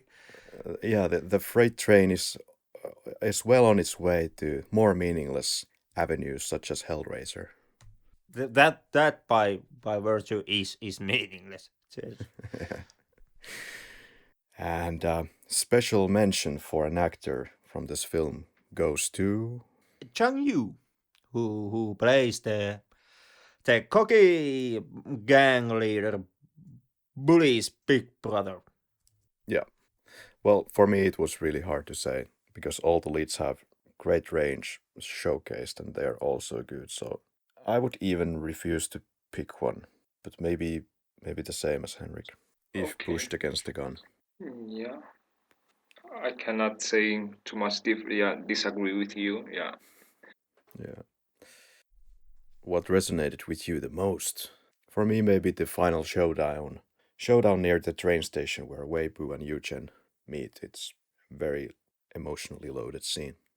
In my case, the moment when the protagonist persuade the grandfathers to go again to Manzoli, even it's not the end destination. Mm-hmm. Henrik? For me, it was the director stating that everyone can waste their time on any meaningless shit, and if it even makes you look like a pro. And do we have one adjective how to describe this film? For me, it would be actually comforting. How about you guys? Abysm, void. Henrik? I'm really tired here now that you mentioned comforting, because I'm mixed between meaningless and comforting because the film makes the case that you can end it. It's important to speak out loud of these issues, and I think it's great to bring it on the forefront. And do you think this is an important issue in China to discuss about, Sen? Yeah, and even I haven't been living there too much time, but Yeah. regarding to I know, yeah, of course, it's very relevant point to discuss. And some have even said that this film could be a kind of a turning point stylistically in the Chinese cinema because at least the direction of the films that they take is vastly different from this dark depiction. Yeah, and this only reflects the, as I mentioned it, the ugliness, and the Chinese films used to send the positive message to audience.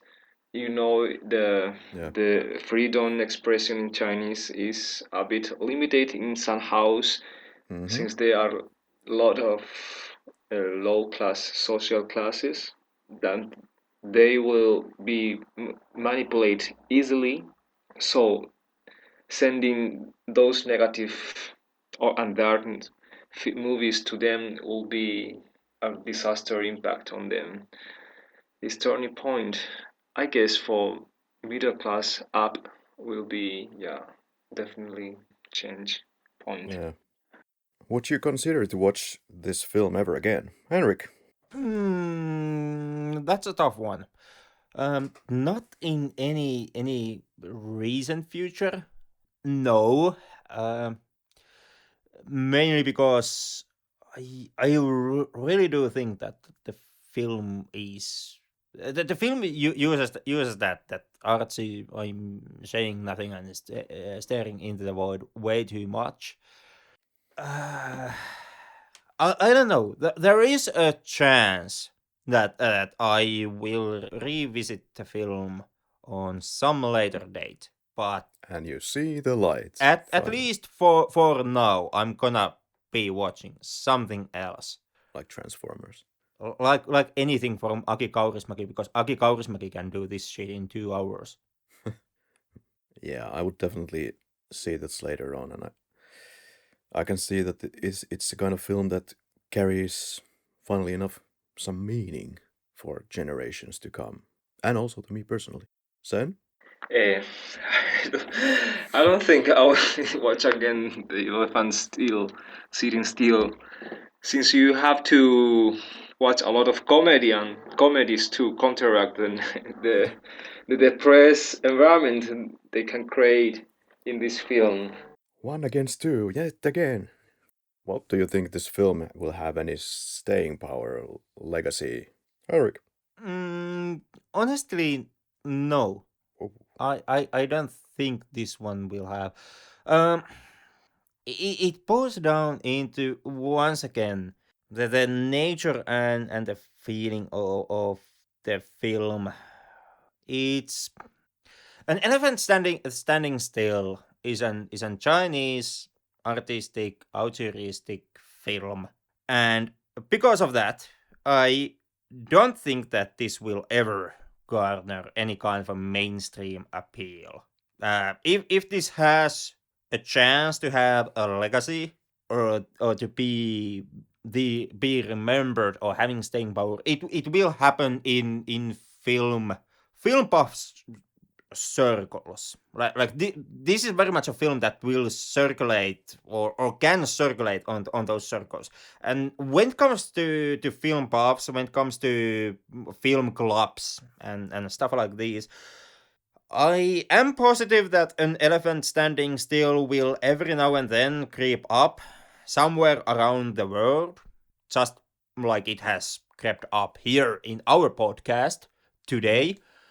But I wouldn't say that that's any kind of a legacy, and I can believe that the first counter argument that I will be presented, that when somebody wants to make the point, most likely you, Karri, that this film will have a legacy, is the glowing recommendations that the movie has garnered in the review circles from other film reviewing film connoisseurs. yeah. And I kind of think that we have been talking about this before. That once again, the discussion about around our rating scale, which is would you or would you not recommend the film? Yes or no? Instead of any kind of a point score system, 1 to 5 stars, A to F, thumbs up, thumbs down, type of deal. And when it comes to the reviews, I think that this is once again a good example of the technical system working, but it not meaning that the film will have a legacy. To me, the glowing reviews, the A minuses and 7 out of 10s are something that's an easy, good recommending review given by the reviewer. I give this 7 out of 10, which is a good score. But I don't believe that will, in the end, in a long run, translate into that reviewer ever recommending this film personally to anyone. Like when the reviewer Really? gets his friends together to join him in his home for a movie night, he will not pick this one up and put this on like, let's watch an elephant standing still. No, he will pick something else. So despite the good reviews that the film has garnered, I don't think that this will gain that kind of circulation. That kind of like, I'm showing this film to you. I'm telling you to watch this film. that an elephant standing still would have a legacy? Well, I believe it already has. This film has some kind of a cult following going on here, and seems to be growing by the day. Of course, it's hard to calculate online how big of a following it is, but there is certainly an enthusiastic crowd who has seen this film, and for some of them, it has meant a whole lot and has been a big personal connection. But that kind of brings me to the would you recommend the film, and that is a flying recommendation where every lead character has a deep character and they develop all the way right to the last minutes, kind of justifying the entire length and the mood the director is trying to find here, and has lots to say about how we in the modern society approach other people and what our state of mind as a consequence might be. And I believe I will be watching this many times, and it will be definitely the kind of film that I will be recommending to film fanatics in my circles and people who have the patience to go through 4 hours of film. This might be even one of the best films released in the 2010s, insofar as you can actually quantify that in any way.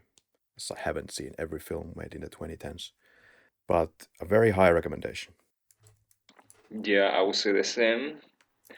The 4 line story counting mode is quite awesome to see how the 4 stories develops at the same times and they come across with each other. Yeah, I would definitely recommend as well. Even the story is a bit sad and pity in many aspects. Okay, I got the vibe before from our discussions that you weren't so probably forthcoming to recommend this film, but maybe something happened during this process of doing the podcast. The deep analysis of the contents and the behaves of the characters. It's just not about the story. It's about each silence have this meaning, but the life is meaningless at the end. Mind blown. Yeah, Henrik. From my end, it's a glowing, like high flying. Yeah, I don't know. Perhaps to sad and pathetic film podcasters once again, as much as Karri hates these fringe recommendations, but this is at best most definitely a fringe recommendation. It's an hour and a half of narrative stretched for 4 hours, most of which is silence and staring into the void, as you do in these type of artistic experiments. To me, the main linchpin, where the whole thing actually hangs upon, is the director's. What I take is the director's statement.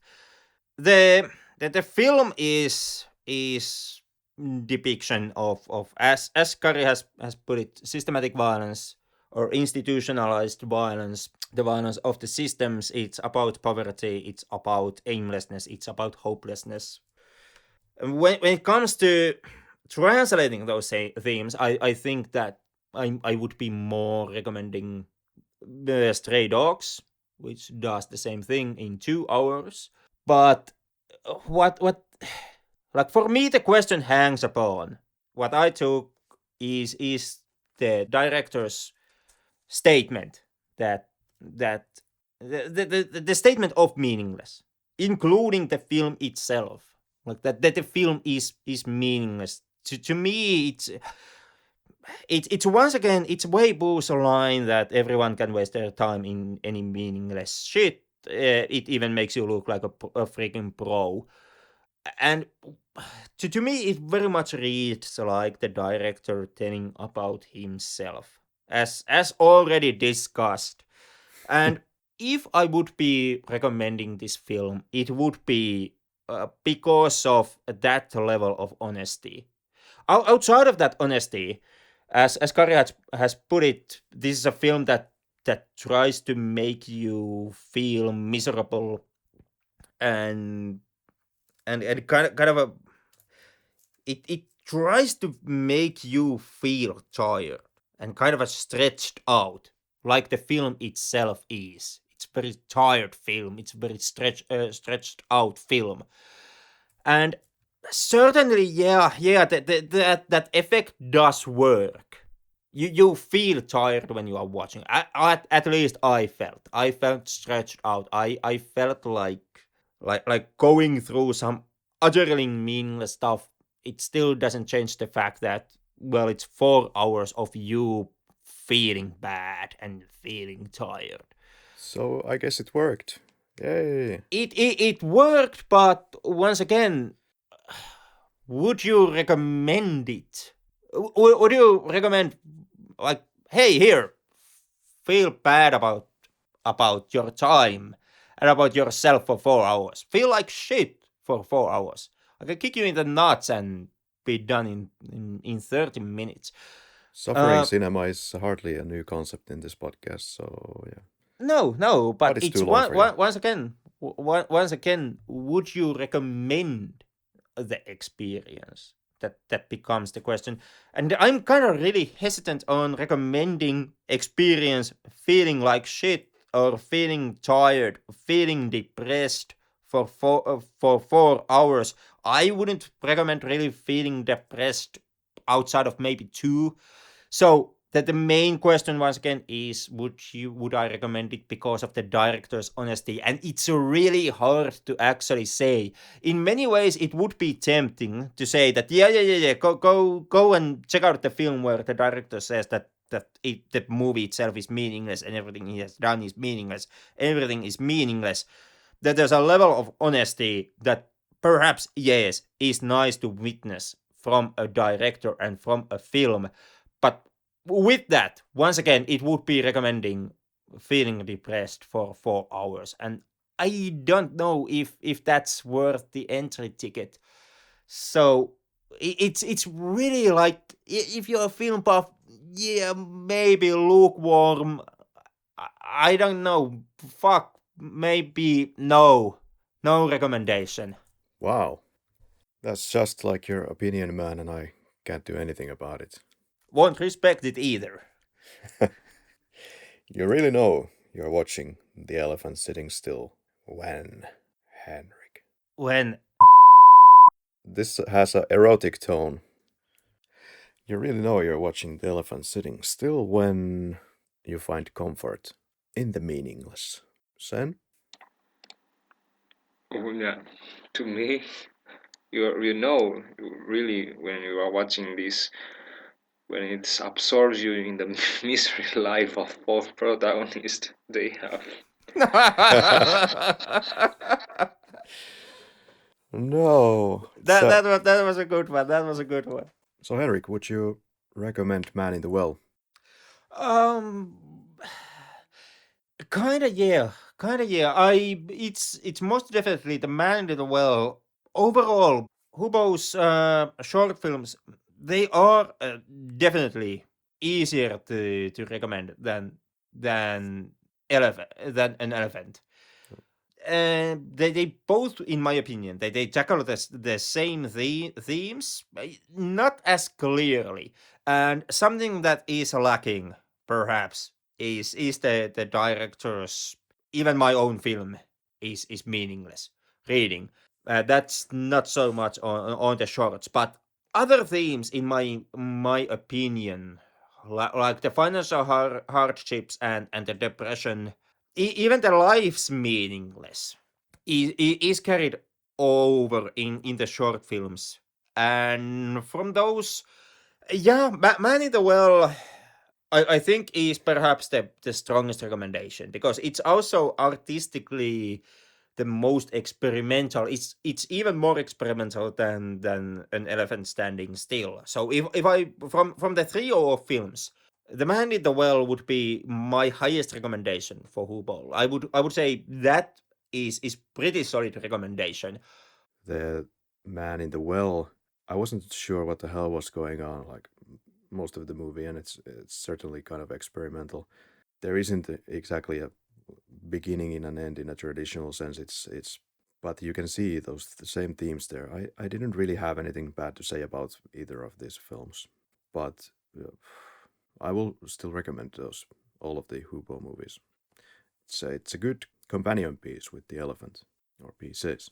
Night Runner, perhaps the second recommendation, not as strong, but as mentioned, it does carry the similar themes, mostly to an elephant standing still, and it's a shorter experience. It also is not the experience that demands you to feel so goddamn depressed. It has the depression, it has depressing qualities, but thanks to its shorter runtime, it's kind of a quick dip into a depression. It's not wallowing in it for 4 hours, and if you're kind of tired of the whole Aki Kaurismäki extreme slowness, you don't get it really that much in Night Runner, but Night Runner is the more streamlined. It's more of a kind of a it's more produced movie than A Man in the Well, and because of that, I would say that it's not on par with A Man in the Well, but yeah, recommendation, even though somewhat lukewarm. A Man in the Well is a glowing one. Check that one out. A Night Runner is more on the meh. Maybe check it out territory.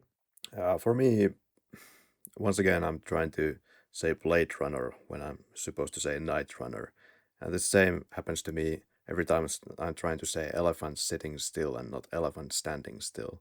Yeah, I have the same goddamn problem. Yeah, that's weird how that brain works like that.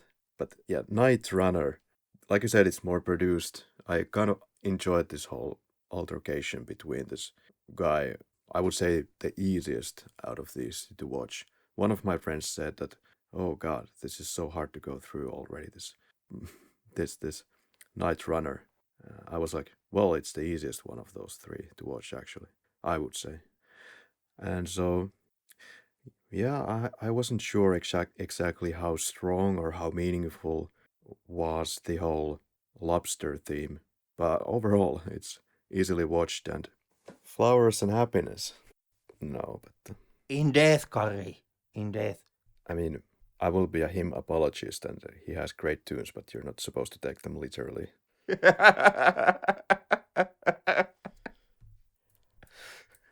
Well, How about some uplifting Finnish metal, like Senten said, "Killing me, killing you, killing all we have."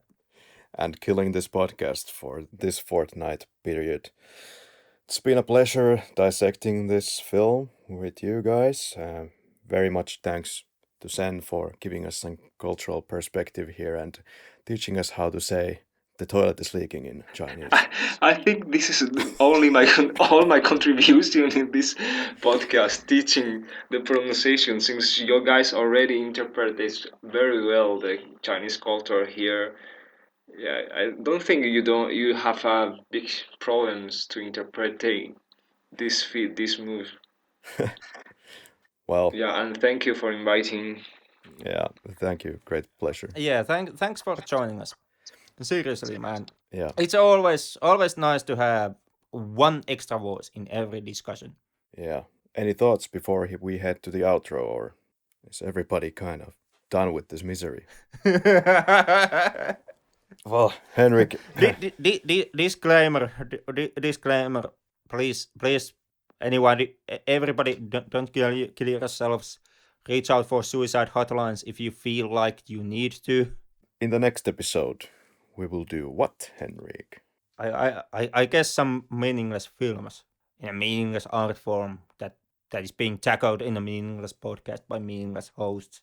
Well, quite right. Yep. Would that be Hellraiser? 4, 5, 6, 7, 8, 9, 10. Yeah. I'm sorry. I thought you said Hellraiser. Must be something. Must be a loose wire on the lines. Yeah, kind of. We're making the connection again, theme-wise. Straight to hell from here. Look how elegant. I guess we have to do it at some point. Well, maybe we have to, but can't we postpone it? Just a little bit where? longer. I really don't want to do Hellraiser sequel. There's no They meaning suck ass. in. So okay, seriously, you want something else? I guess we can do Hellraiser. Yay! It's a lot of stuff. Most of it not good. Look for us again in a fortnight. We would like to invite you to continue this conversation with us online, if it's in good taste, please. On our social media pages. I like the discussion here. What? We It was in good taste. Well, at least On my end. Yeah, maybe on your end, but yeah, it was a discussion. I have been watching artistic Chinese films, so Yeah, it's been fun commenting on all the pressing news with you.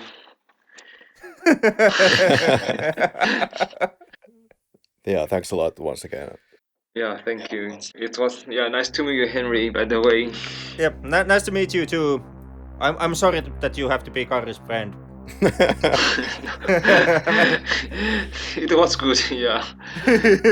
Yeah, something happier next time. Okay, take care. You too. You too. See you soon.